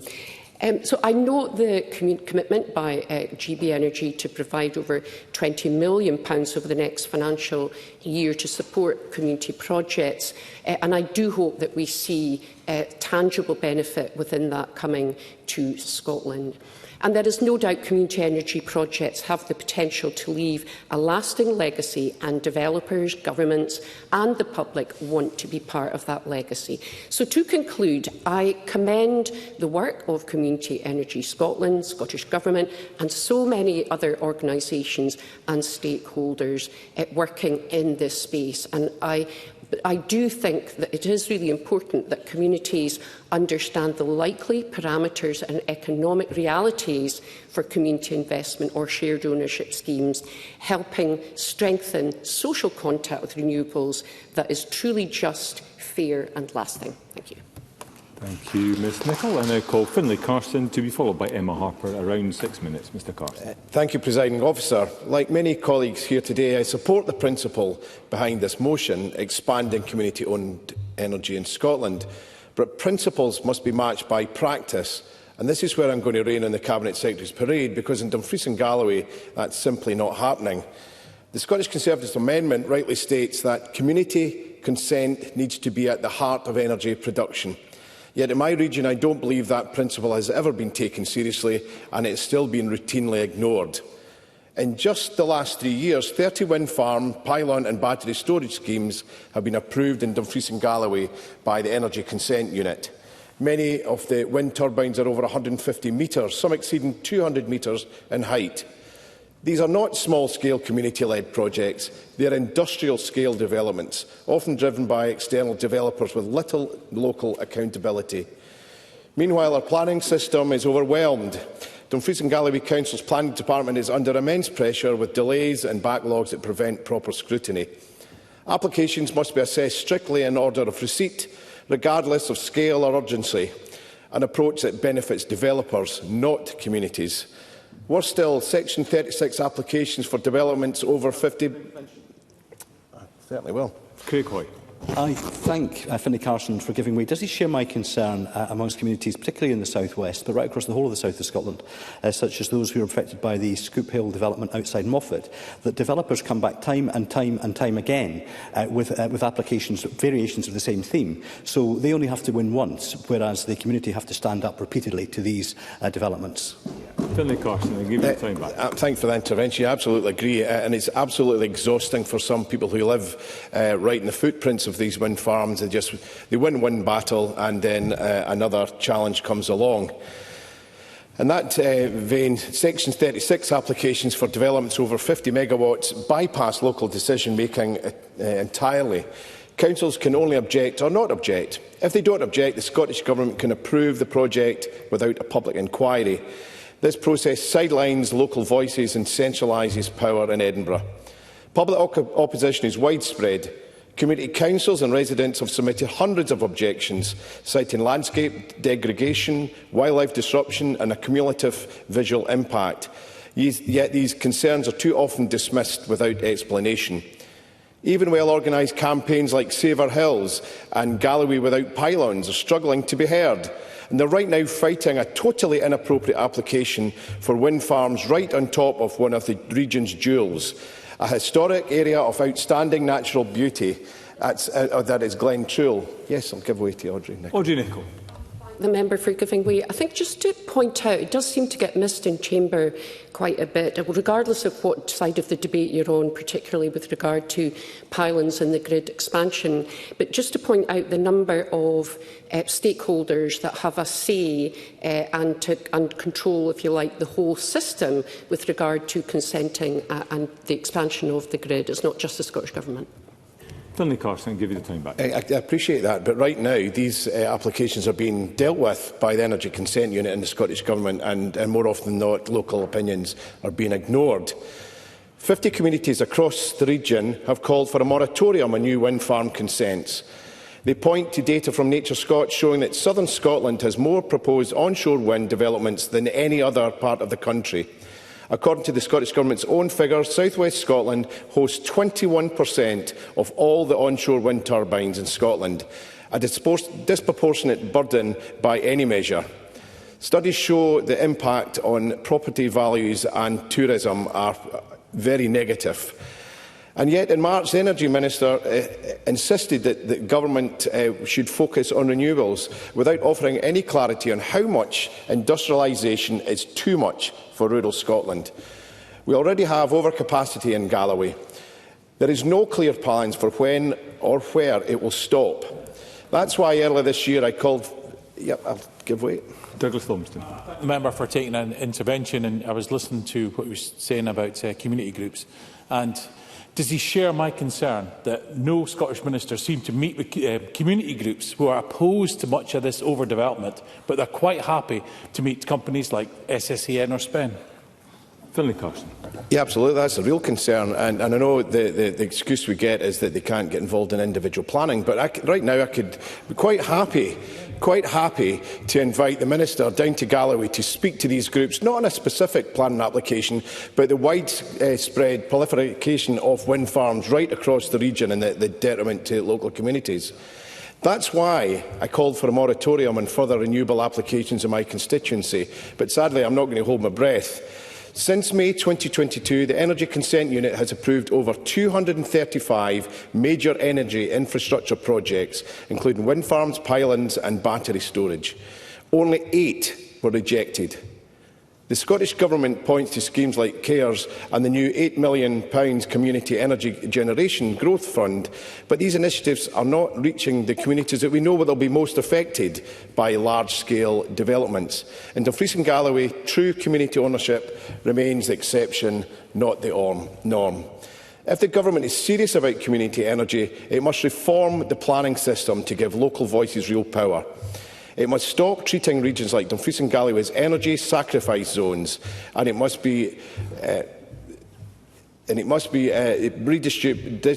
redistribute funding to genuinely community-led projects, not developer-driven schemes with tokenistic benefit funds. Finally, Presiding Officer, the Scottish Government must stop paying lip service to my constituents.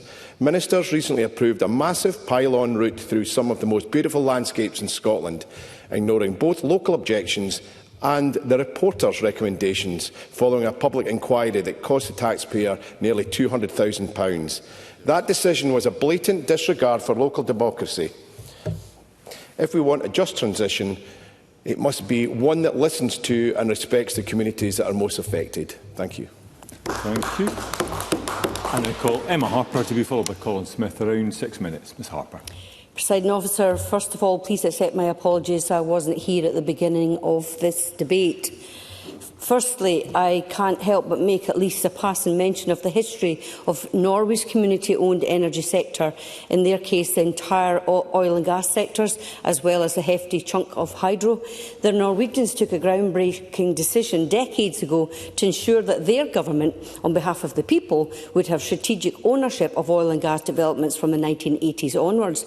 The result is today a Norwegian sovereign wealth fund worth over £1.7 trillion, and the biggest debates in their parliament are how much can be spent without overinflating the economy.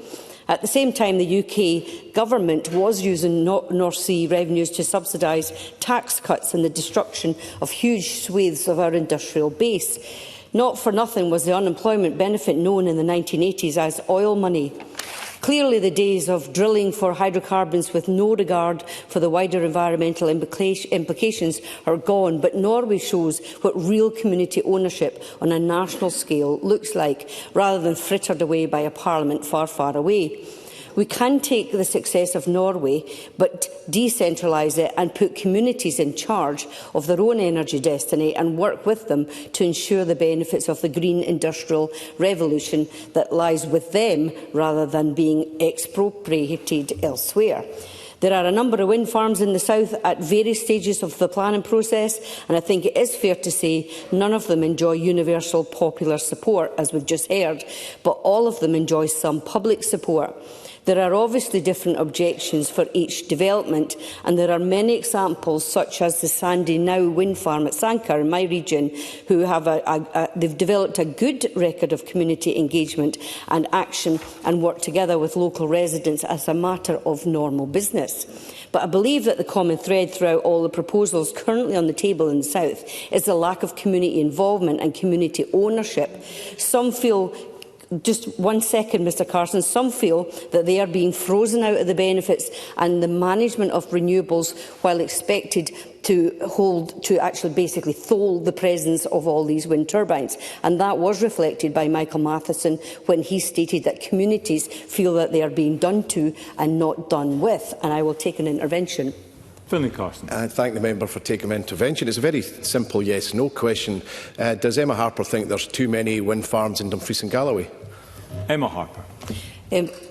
Personally, I can see where the argument is that people will say that there are too many wind farms in Dumfries and Galloway, but I also think that we need to reflect on where we are in terms of achieving net zero, developing a renewable sector, getting the communities to benefit from all that. So I don't think it is just an easy yes-no answer when we're looking at how we support our communities and the environment and tackle biodiversity, the nature crisis, climate crisis and all that. That's a whole other debate.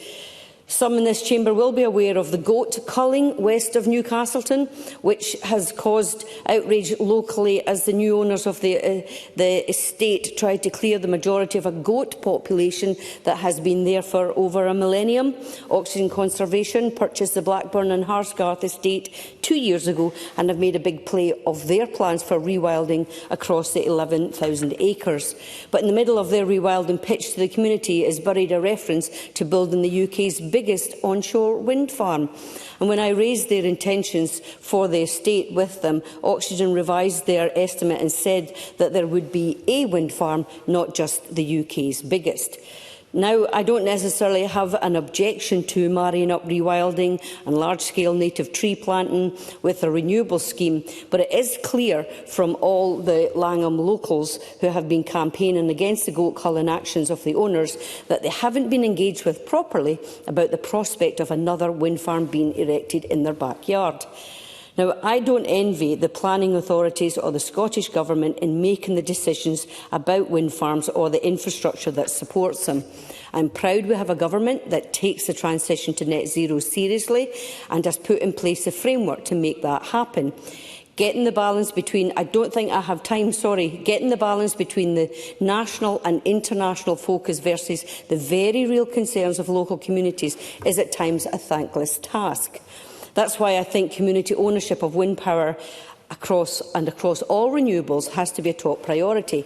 I don't want people to feel that they've lost control of their land and their economic future, their sustainable development future, from corporations who are basically coming from other places, greenwashing and providing less than a possibly available community benefit fund while extracting the maximum profit possible. Community ownership means the full involvement of the entire community from the beginning of the process, from conception to planning to development. It means the full financial benefit of renewables development flowing to local communities rather than a small portion of the income. Dumfries and Galloway has 47 community or locally owned projects funded under the Community and Renewable Energy Scheme CARES, not just wind farms but harnessing the potential technology of anaerobic digestion and biogas from the agricultural sector, given the potential to hook up households off the gas grid or to create district heating systems of the future. I am interested in anaerobic digestion and how we can pursue that to support our dairy farmers across our South Scotland region as well. So I hope the £8 million fund established by the Government will grow and grow over the years, empowering communities across the South and the whole of Scotland and building a future that ensures our communities and the people of Scotland have a direct stake and get a direct benefit from the net zero society we are bringing to fruition. Thank you. Thank you, Ms Harper. I now call Colin Smith to be followed by Fergus Ewing. Around 6 minutes. Mr Smith. Presiding Officer, at a time when people feel more disconnected than ever from those whose decisions shape their lives and too many people believe that power sits too far from those it affects, it's timely to debate that imbalance of power that exists in the energy sector. Too often communities feel that the drive to net zero, the growth in renewable energy is something done to them, not for them, and certainly not with them. It's a sector in Scotland dominated by large foreign-owned multinationals, many publicly owned, just not by us. A sector where it's not just the wind farms that are increasingly offshored, but the supply chain jobs and the profits too. By 2019, my home region of Dumfries and Galloway, with 2% of Scotland's population, hosted 11% of Scotland's onshore wind turbines. But we didn't get 11% of the jobs, and not a single one of those turbines was built in the region or indeed anywhere in Scotland. At the same time, the region has some of the highest levels of fuel poverty in the country, with many of those cold, damp homes sitting next door to the very wind farms that are exporting electricity far from the communities that host them. That disconnect is fuelling the worrying growing resentment towards net zero policies and being exploited by those who want to scrap climate action altogether. Presiding Officer, we won't meet our climate targets unless we do far more to take communities with us. And one of the best ways to do that is to give people a real stake in their energy future, real community ownership over decisions, over infrastructure, over the benefits. Community-owned energy is about more than clean power. It's about changing the relationship between people and the decisions that shape their lives. It's about moving communities from being bystanders to being active partners and owners. And it's about building an energy system that works for people, not just corporate profit. That means challenging the idea that the most a community can hope for is a benefit payment decided by someone else. Now, I appreciate these community benefit payments are not insignificant. The South of Scotland Enterprise Agency has estimated that over the next 35 years, community benefit funding from onshore wind in the South could total nearly £900 million. At a time public sector budgets are squeezed, those payments make a difference to communities. But how that funding is implemented often reinforces the imbalance of power.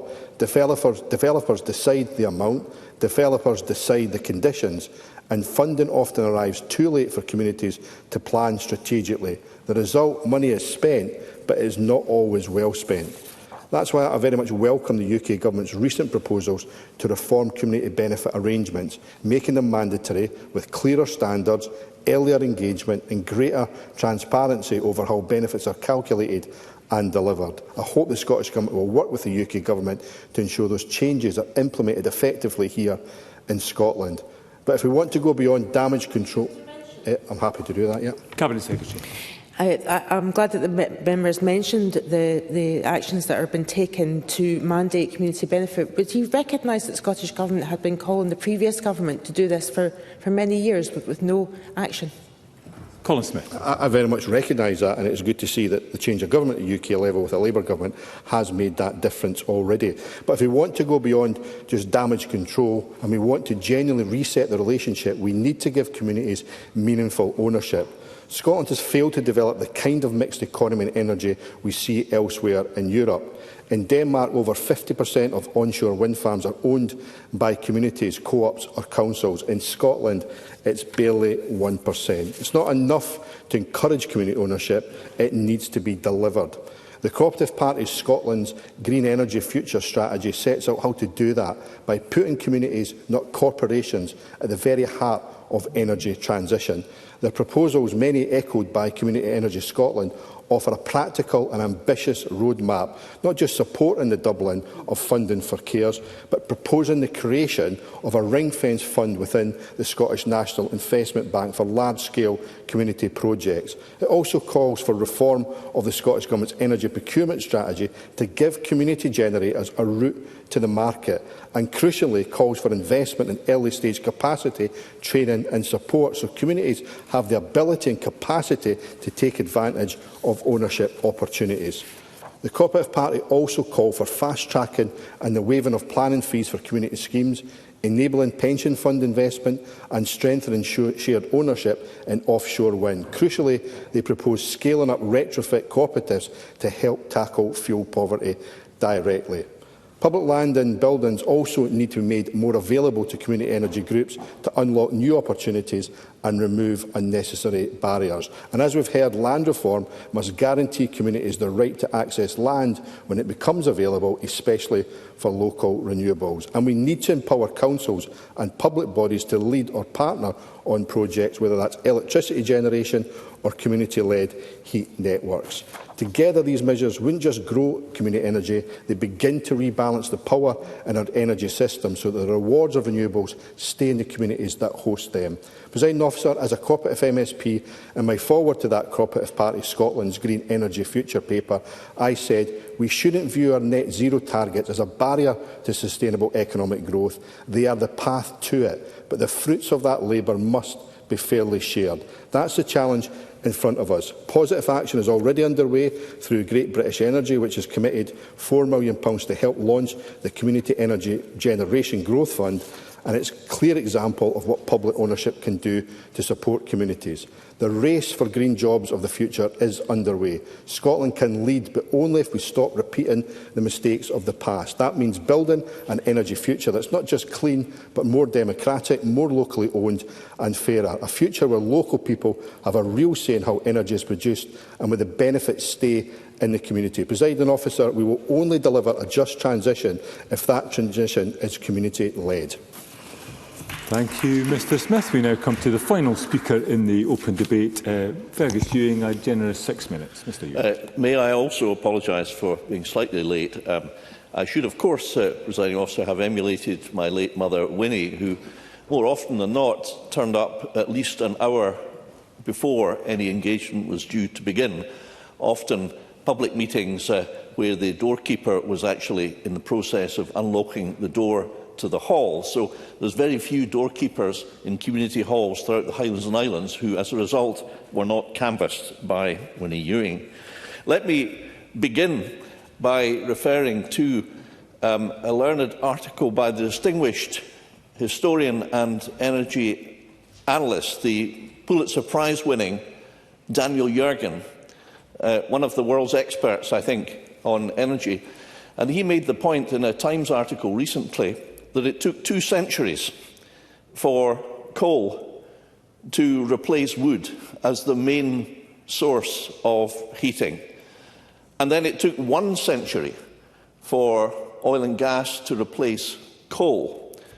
So the point he was making was that transitions take time, and they very often take longer than politicians would wish. And there is a tendency, I think, to set targets which very often are unrealistic and unachievable. And I won't go through the examples in this session of Parliament, because it would use up the rest of my speech. But it was Chris Stark who actually said, Chris used to work for me when I was the Energy Minister, but he said that undeliverable targets get in the way of genuine action. And I think there is a risk of that. Now, in this debate, there have been many interesting contributions from all sides, from all parties, I believe, and I think there is an agreement that community projects, community ownership is very desirable, and I'm not going to repeat what has been said. That would be a waste of debating time, other than to say that the point that's been made by many, I think Christine Graham and others, that community ownership has been found to be 34 times of greater financial value than community benefit paid at the standard rate of 5k per megawatt. The source of that information, I should say, I think is an Aquaterra report to Point and Sandwich Development Trust in 21, which I have here, so just to give credit where it's due. But that's undoubtedly true, and therefore the fund announced by the Minister today is welcome, and it will, the case studies show small projects in Dundee, Drimmen, or near Drimmen, and Glasgow. They're welcome. But I think members want to go much, much further than that. And I agree with that, and I agree with the suggestions that have been made about involvement of local authorities, of others. I do think that private companies should be partners, not enemies, though. That's essential for the success. And when I was Energy Minister, I made this point before to the Minister, we did have a scheme using Reef Fund to finance a community share and then lever in private capital by way of a loan from Triodos, Co-op and the Close Brothers, and that allowed these ventures to be funded very substantially by the private sector on the security of the future income stream coming from the development. I would like to see the government building on that model in future. But what I want to say in this speech, in my generous time, that yes, of course. Douglas Lumsden. I thank Fergus Hume for taking an intervention. It's just on that point he was making about funding, and it was a point that Sarah Boyack had made earlier. But does he feel that the Scottish National Investment Bank, that may be a route for some communities to actually get some funding to get their projects off the ground? Fergus Hume. I do agree with the point Mr Lumsden and Ms Boyack made, and I think that when I'm on this point, Scottish National Investment Bank, GB Energy should work together. The Scottish Government and the UK Government must work together. The wind that we generate in Scotland needs a market. It doesn't stop at the border. In fact, electricity doesn't know where borders are. So, and I know that there is some good work between the Minister and Michael Shanks, but I'm happy to take Dr Allen's intervention. Minister. I thank the member for giving way, and he anticipates what I would have to say there, which is that there has indeed been very positive working between the two governments on this issue, and the member raises the prospect of CARES working with the Scottish Government. The Scottish Government, or with the UK Government rather, CARES is doing exactly that, and we hope that will long continue. Fergus Hume. I hope that will be added to my already elastic time quota, Presiding Officer. But I entirely agree. What I'm saying is that I think that integration should be a kind of rewiring of British government in relation to this issue. It's just too important for us to be squabbling about it politically, particularly when there is a wider consensus between most of the main parties, I think. So I suggest, again, that there should be a standing committee chaired by the UK Energy Minister, with the Scottish Ministers and other devolved administrations, with companies and with the plethora of public bodies that Audrey Nicholl referred to involved, but one leading body to drive the whole thing along. Otherwise, it's going to get stuck in the mew of regulatory bodies not doing their job quickly enough. The barrier, though, as the Grampian Chamber of Commerce survey found this week, is that there has been relatively flat investment in renewables in the supply chain for the last 5 years. There is an astonishing consensus that oil and gas should be supported. Both amongst 91% of the business survey recently reported, 70% of the Scottish population, according to True North. And the sooner all governments can recognise that oil and gas and renewables need to work together, the skills of oil and gas will be required for renewables. The Grampian Chamber of Commerce report found that these skills are being lost. They're being lost to Britain. We're seeing, how can we deliver net zero, Russell Borthwick said, when we're seeing the deindustrialisation of Britain? It's not possible. So that, Presiding Officer, challenge must be met. And the grid development is going to take longer than we wish.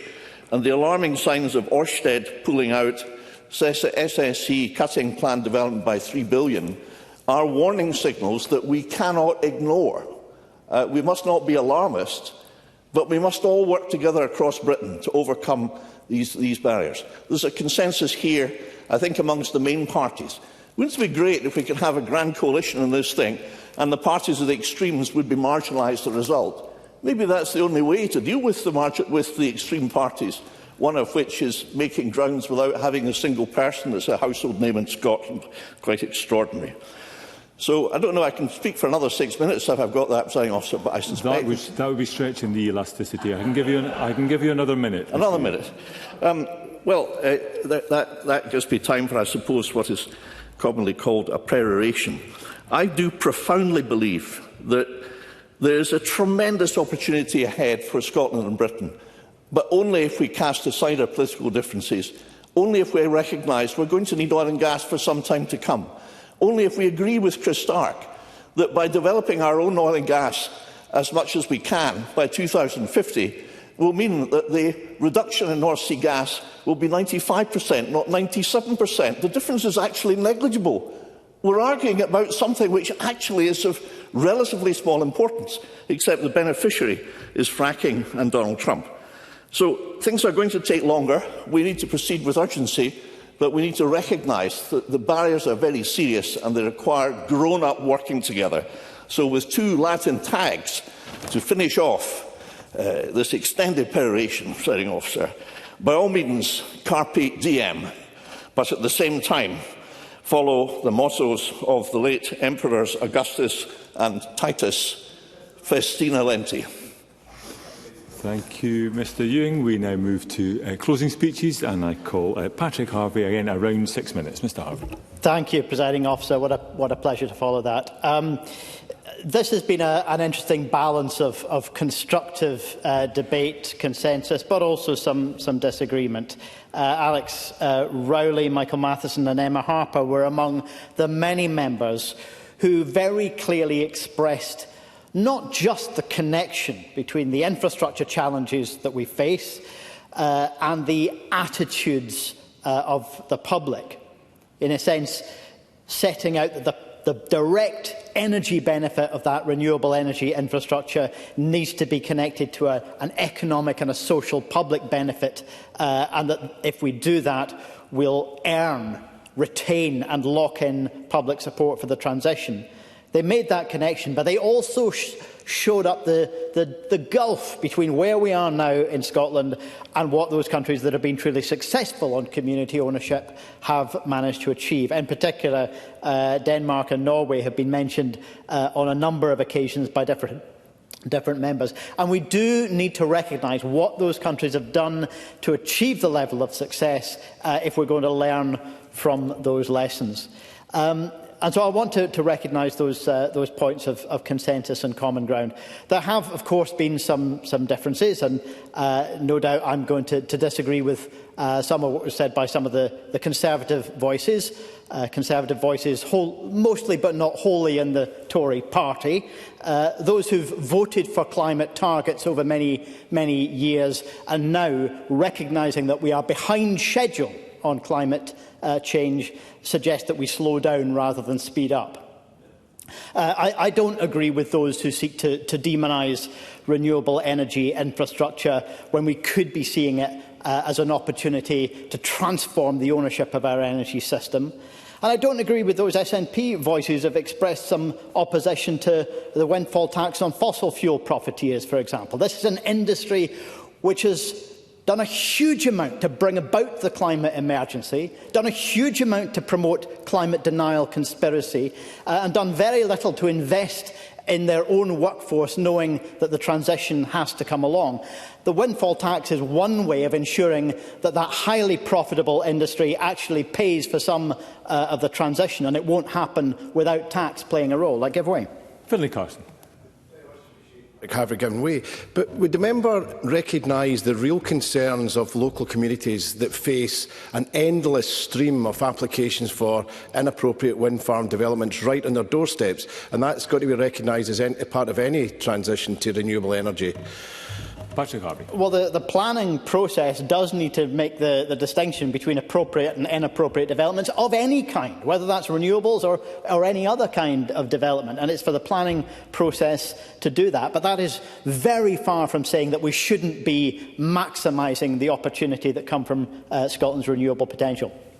I also disagree with the Liberal Democrat support for Rosebank that was expressed, a project which will not improve energy security, not reduce energy costs, and which will merely eke out the old, failed, polluting and profit-driven energy system of the past a little longer, while keeping emissions rising. I was much more enthusiastic about Beatrice Wishett's comments about Shetland Heat, Energy and Power, which I've had the chance to visit. I even got the opportunity to operate the grabber at the energy from waste plant. I'll be even more enthusiastic about that project once they've moved away from energy from waste and onto more sustainable energy sources. But it's the kind of project that we should be seeing a great deal more of around the country. Christine Graham talked about her concern that better off communities may be better placed to get the benefit, may be more likely to benefit from community ownership. And that is a challenge with the current model. But that's a case for moving away from the current model where communities have to negotiate for mere community benefit and instead shift power to community hands, including publicly owned community energy companies, whether in community hands or at local authority level. In closing, Presiding Officer, I'd like us to think about the energy system we're trying to aspire to.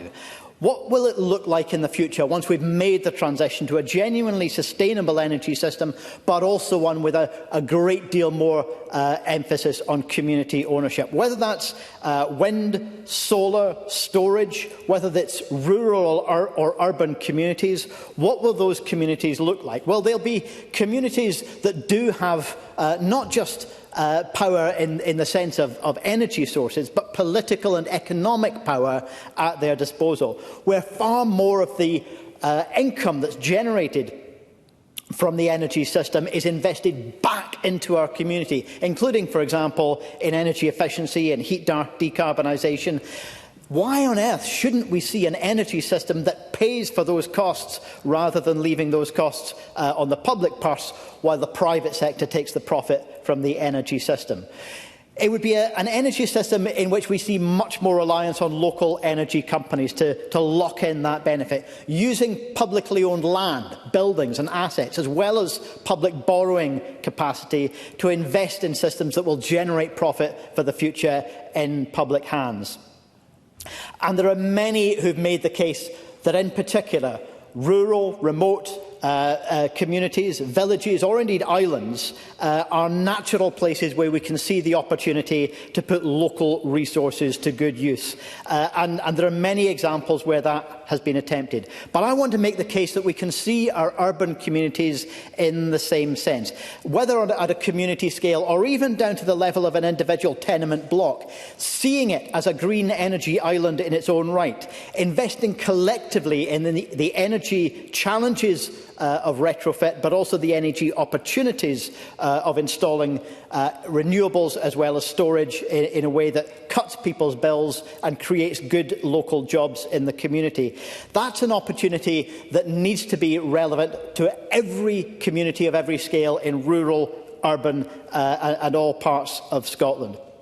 We do have the opportunity to learn from the best of what other European countries have done. And I know that the intention is there, but we're not yet seeing it on the scale that it needs to be. And I look forward to seeing a recognition of that in the closing speeches from the Government. Thank you. I now call Rhoda Grant up to 7 minutes, please. Ms Grant. Thank you, Presiding Officer. Energy is a key resource, and we have seen that community ownership of energy has empowered community and provides resources for ongoing community well-being and investment. And I welcome the investment announced by GB Energy and the Scottish Government in the Community Energy Generation Growth Fund. I think it's very much appreciated, but we possibly have to go further than that. Alec Rowley talked about fuel poverty, and this is often the crux of the matter, because community-owned energy provides an opportunity to tackle fuel poverty. We see renewables often developed in the areas of highest fuel poverty, but when that is by private investors, local communities are not really seeing the benefit. So therefore, community ownership could be a vehicle to provide this. And there are community owners, Galston Estate, for example, looking at how they retail their community-generated energy at an affordable price to the local people in their community. Many of them are suffering from fuel poverty. Point and Sandwich Trust, which has rightly been mentioned by a number of speakers today, also has led the charge in this regard, helping members of their community become more fuel efficient and therefore cut their fuel bills. And this is something we see community generation doing all the time. Sarah Boyack talked about constraint payments and the amount of money that is paid for constraints, which also means that that energy is being wasted at the moment. And she suggested that it should be used for not-for-profit heat networks. And I think that is an excellent idea. And we also need to pursue research and development into storage and alternative methods of transmission to make sure that none of this energy goes to waste and it goes where it is most needed. Sarah Boyack and indeed many other speakers talked about community benefit, and the Aquaterra report for Point and Sandwich Development Trust, which said in cash terms the average payment from community-owned wind farms in our study is £170,000 per installed megawatt per annum, compared to private industry standard of £5,000 per installed megawatt per annum. A huge difference. That's 34 times more benefit between community-owned and privately owned energy generation.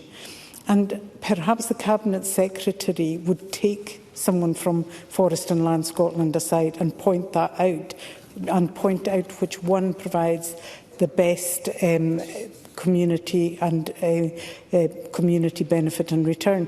Because in an answer to a question, the Scottish Government have admitted there are no community-owned or run wind farms in our national forest and land.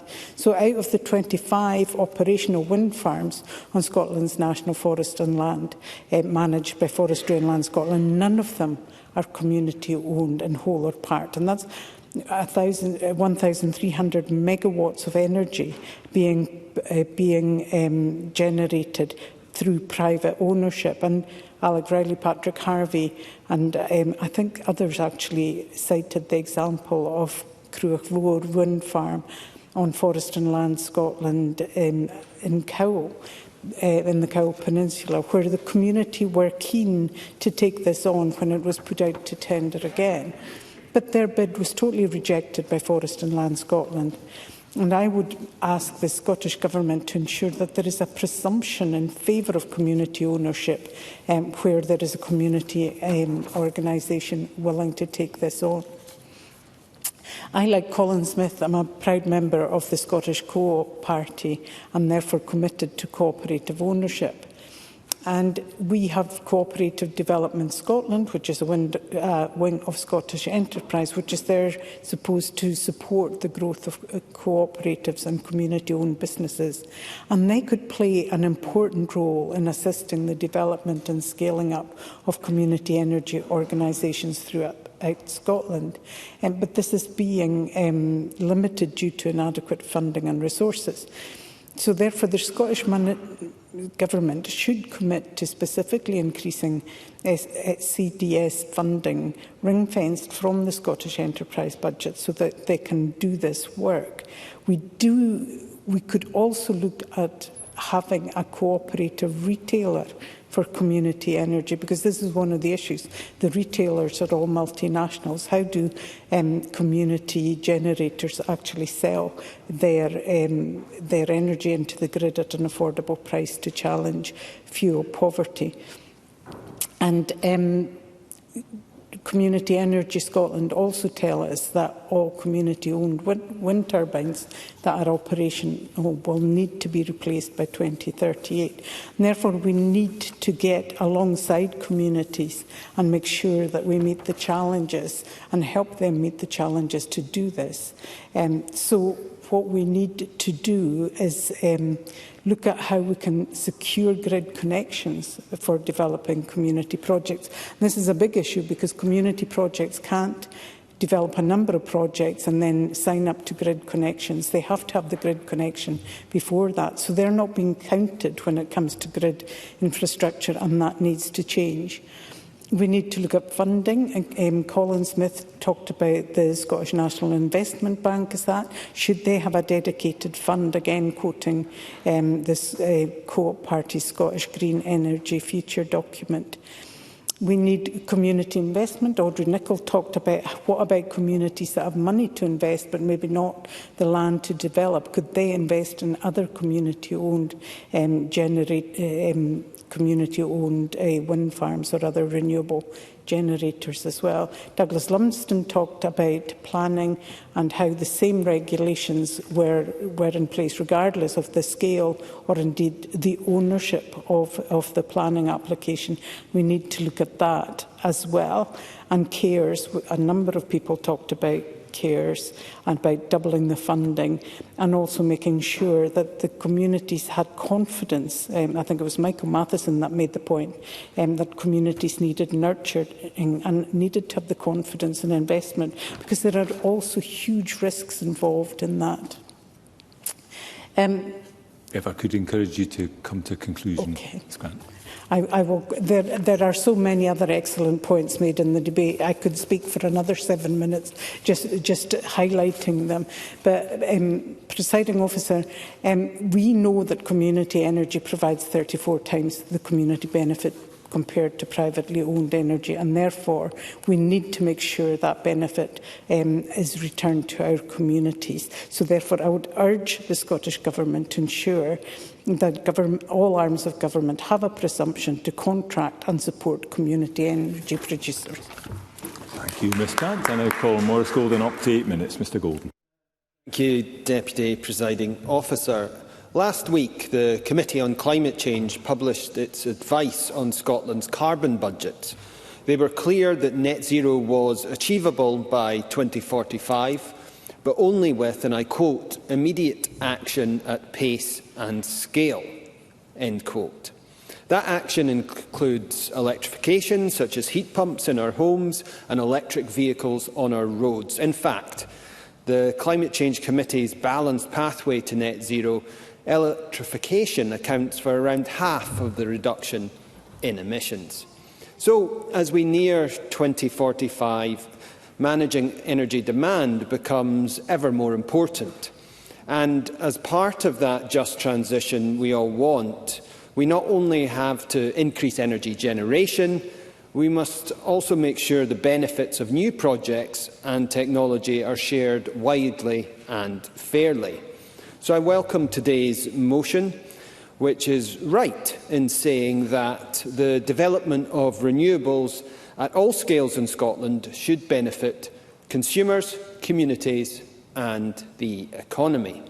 The Cabinet Secretary highlighted the Community and Renewable Energy Scheme, CARES, and the local development officers, which will be critical in increasing the amount of community and locally owned renewable energy. That's a goal we can all support, and greater community participation and ownership of energy can help achieve it. With that in mind, I want to highlight a few of the contributions today. I think largely it's been a consensual debate. We've even had a sheep and some goats. Douglas Lumsden also challenged the Scottish Government to ensure that the £8 million allocated from both governments actually delivers. He did suspend his pessimism on delivery, not quite for his entire speech, but at least in part. And he also argued for proportionality in the planning process. Sarah Boyack described community benefits as being critical to meeting our climate and nature emergencies and highlighted the role of local authorities in facilitating this. Patrick Harvey stated that we are in a dangerous point in terms of our energy transition and made the case for a reduction in corporate ownership. Beatrice Wishart spoke about issues with the Viking wind farm and advocated for fair compensation for those that host energy projects, and also stated that fishers should have access to their traditional grounds. Many, including Jamie Halcrow-Johnson, raised the issue of constraint payments, as well as what he described as invasive industrialisation. And Finn Carson continued on that theme by stating that he feels communities he represents have been ignored and the decision-making is ultimately too centralised. So, despite a general degree of consensus, there has been a variety of views expressed. Deputy Presiding Officer, Scotland is blessed with abundant natural energy resources, properly harnessed. They can provide clean power, help us reach net zero and create jobs and wealth in our communities. Before I get to community benefits specifically, I want to look at the high-level picture, because if we are serious about promoting community involvement, we have to recognise that policy has fallen short, such as the missed target to produce 1 gigawatt of energy from community and locally owned energy companies by 2020. And on jobs, we saw Scottish Renewables estimate back in 2010 that offshore wind could create 28,000 direct jobs over the coming decade. But by 2022, the number was less than 4,000. And then, of course, last year we saw Scotland's 2030 net zero target abandoned. These failures matter. They damage the government's credibility and they risk undermining public confidence in climate action. It plays straight into the hands of the populace peddling climate scepticism and easy answers. So if we want more community ownership and participation in energy projects, we need to make a strong case for it. Just look at wind power. In Denmark, community ownership stands at 52% versus just 0.2% in Scotland, according to the Green Economy Coalition. There are financial benefits, of course. We've seen that across Scotland, whether they be microhydro or community wind. They generate funds for business support, biodiversity schemes, active travel initiatives, youth and hardship support schemes, all of which have tangible benefits rooted in a place that people can see and feel. But there are other benefits beyond the financial. A recent study in Science Direct looked at wind farms in the Netherlands and found that higher levels of shared ownership saw the project spend less time in planning with fewer appeals. I think that speaks to a simple truth. When people have both a say and a stake in something, they want to see it prosper. Communities shouldn't be left to feel that energy transition is something being done to them. They should be able to embrace it as an opportunity they can shape and share in. Of course, we have to recognise that not every community can host energy projects, especially those in dense urban areas, but that doesn't mean they have to lose out. Happy to. Sarah Boyack. Actually, there are opportunities in our urban areas. There are things like the Edinburgh Solar Co-op. We could be having that right across both our urban areas, and then we could have community heat networks in both urban and rural areas. So it's that joined-up approach and seizing the opportunities. It's not just rural areas here. The whole of Scotland needs to benefit. Maurice Golden. I recognise there's opportunities, but my point is, if you look at the largest onshore wind in Europe, in Scotland, at Whiteleys, generally the community benefits for that have been around East Renfrewshire, when actually just down the road in Castlemilk is an area that really requires it. But I take the member's general point. I think we've all heard from constituents struggling with their energy bills. Some of the causes, such as global geopolitics and supply chain shocks, are out with our control, although circular economy policies, these can be mitigated somewhat. But concerns that net zero might push bills higher are real, and we need to listen and act on them. We need to be honest that bills will come down with net zero, but only in the long term. If we don't, we allow the climate sceptics to hijack those concerns and turn them into a broader backlash against net zero. No one serious about climate action wants to impoverish people or place unsustainable demands on households. On the contrary, we want climate action to deliver thriving, wealthy and sustainable communities.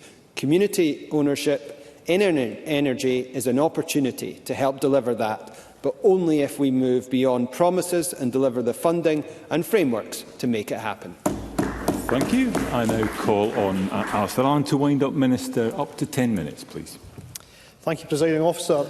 I'd like to thank members for their contributions today on what has been a vitally important debate, but also, as others have mentioned, a debate on which there is a great deal of common ground across the Chamber, and there was much of that in evidence today in the summing up speeches we've just heard and throughout.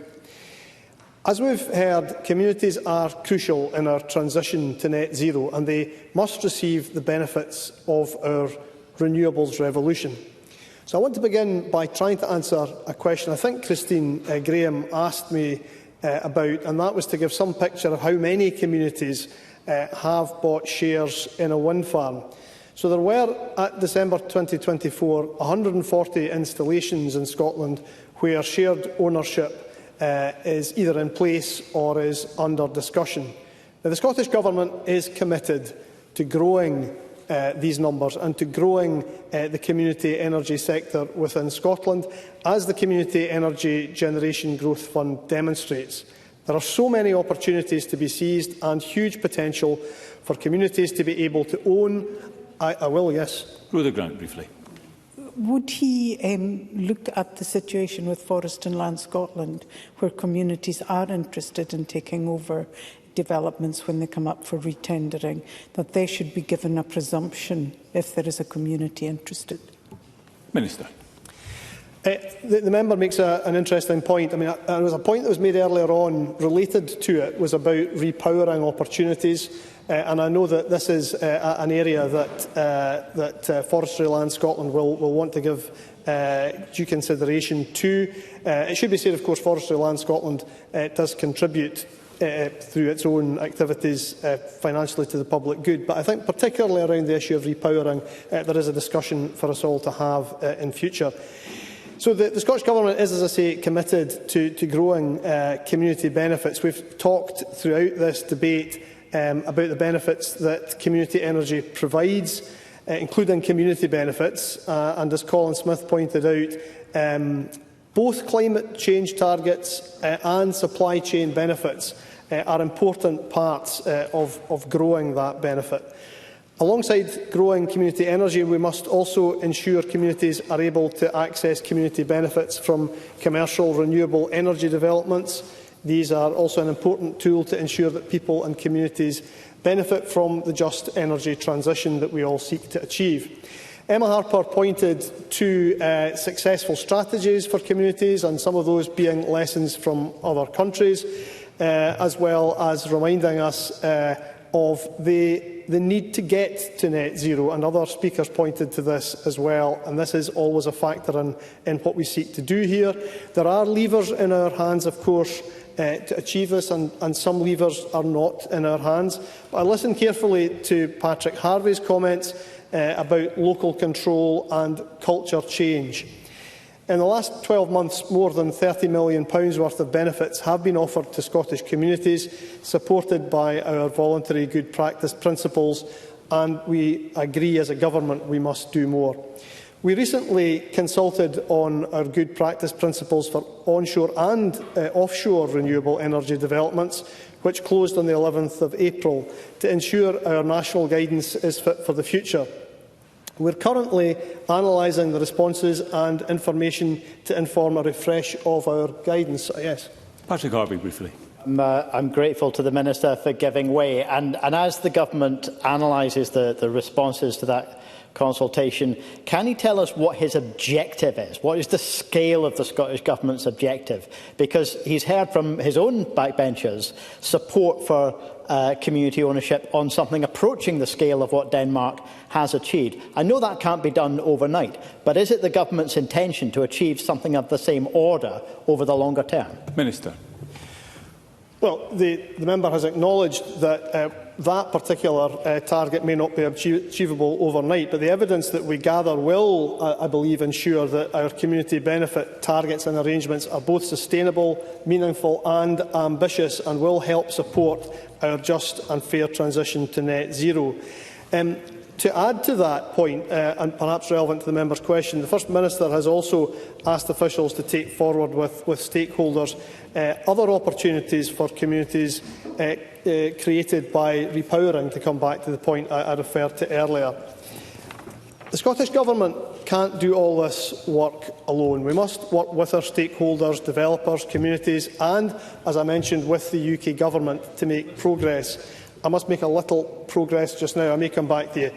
I welcome the UK Government's recent working paper, therefore, which seeks views on the introduction of a mandatory community benefit scheme for low-carbon energy infrastructure, a question which is currently reserved to the UK Government. As Fergus Ewing recognised amid the thundering delenda ests of his peroration, there are several areas in which the Scottish and UK governments can cooperate, and although he pointed out in Latin that we must festina lente, that we must hurry slowly, we do need, and the government recognises that we do need to move from a posse ad esse, from potentiality to actuality. The Scottish Government has long called on the UK Government to consult, therefore, on mandating community benefits for onshore renewables, and I welcome this consultation as a step forward. We will continue to engage to ensure that Scotland's interests are fully represented. This represents our long-standing leadership in championing community benefit from renewable energy developments, something that Jackie Dunbar mentioned around the comments she made around the importance of tackling fuel poverty as being at the heart of all of these efforts. And that was an issue referred to too by Alec Rowley. All these speakers recognising in many cases the fact that the areas of fuel poverty are also the areas which host projects. The Scottish Government is, Presiding Officer, committed to growing the community energy sector in Scotland, and the Community Energy Generation Growth Fund represents an exciting step forward in the development of the community energy pipeline in Scotland that we all wish to see. We've seen through CARES that communities are enthusiastic to do more. I know how important community energy projects are in supporting local economic investment and empowering communities to take ownership of their energy future. I will give you. Craig Hoy, briefly. I thank the Minister for taking intervention. Obviously, there is community ownership, but there are also issues which are coming forward now in relation to decommissioning costs of energy, both onshore and offshore. Does the Minister share my concern at the moment that community ownership, unless the pot of money is put in place for decommissioning, could mean that in 20 or 30 years' time, the government ineffectively becomes not the lender of last resort, but the fund of last resort to fund decommissioning of community and other structure-owned renewable energy projects? Well, the Scottish Government does have, the member, for instance, refers to offshore projects. The Scottish Government does have very developed procedures in place to ensure that we do not find ourselves as taxpayers in the situation he describes. But he raises important issues that are faced by many communities when it comes to replacing infrastructure in the future. I want to, and this will come as a surprise to Douglas Lumsden, but I wish to agree with the point that he makes about the importance of the efforts that are made by volunteers in communities, and also the fact that that can place a great strain on individuals and communities, although I would wish to recognise the exceptional efforts that have been made by the community in North Yell that Beatrice Wishart refers to. I have visited them and they are a formidable organisation. We continue to advocate and act for Scotland's communities to ensure they receive a just and equitable outcome from our energy transition. And whether that's through community energy, shared ownership or community benefits, it is essential that communities can see a positive and lasting legacy. A number of speakers referred to how smaller local authorities, how they are to cope with large-scale planning issues and the scale of work involved, and certainly the Scottish Government seeks to support local authorities in that position. And indeed, the Scottish Government is seeking to work with the UK Government in reform. The Minister is just concluding. Indeed, reform of the planning system for the future, which makes sure that communities are consulted at an earlier stage. Presiding Officer, to conclude, the Scottish Government remains firmly committed to growing community and locally owned energy in Scotland, helping our communities develop energy projects and supporting Scotland's progress towards net zero.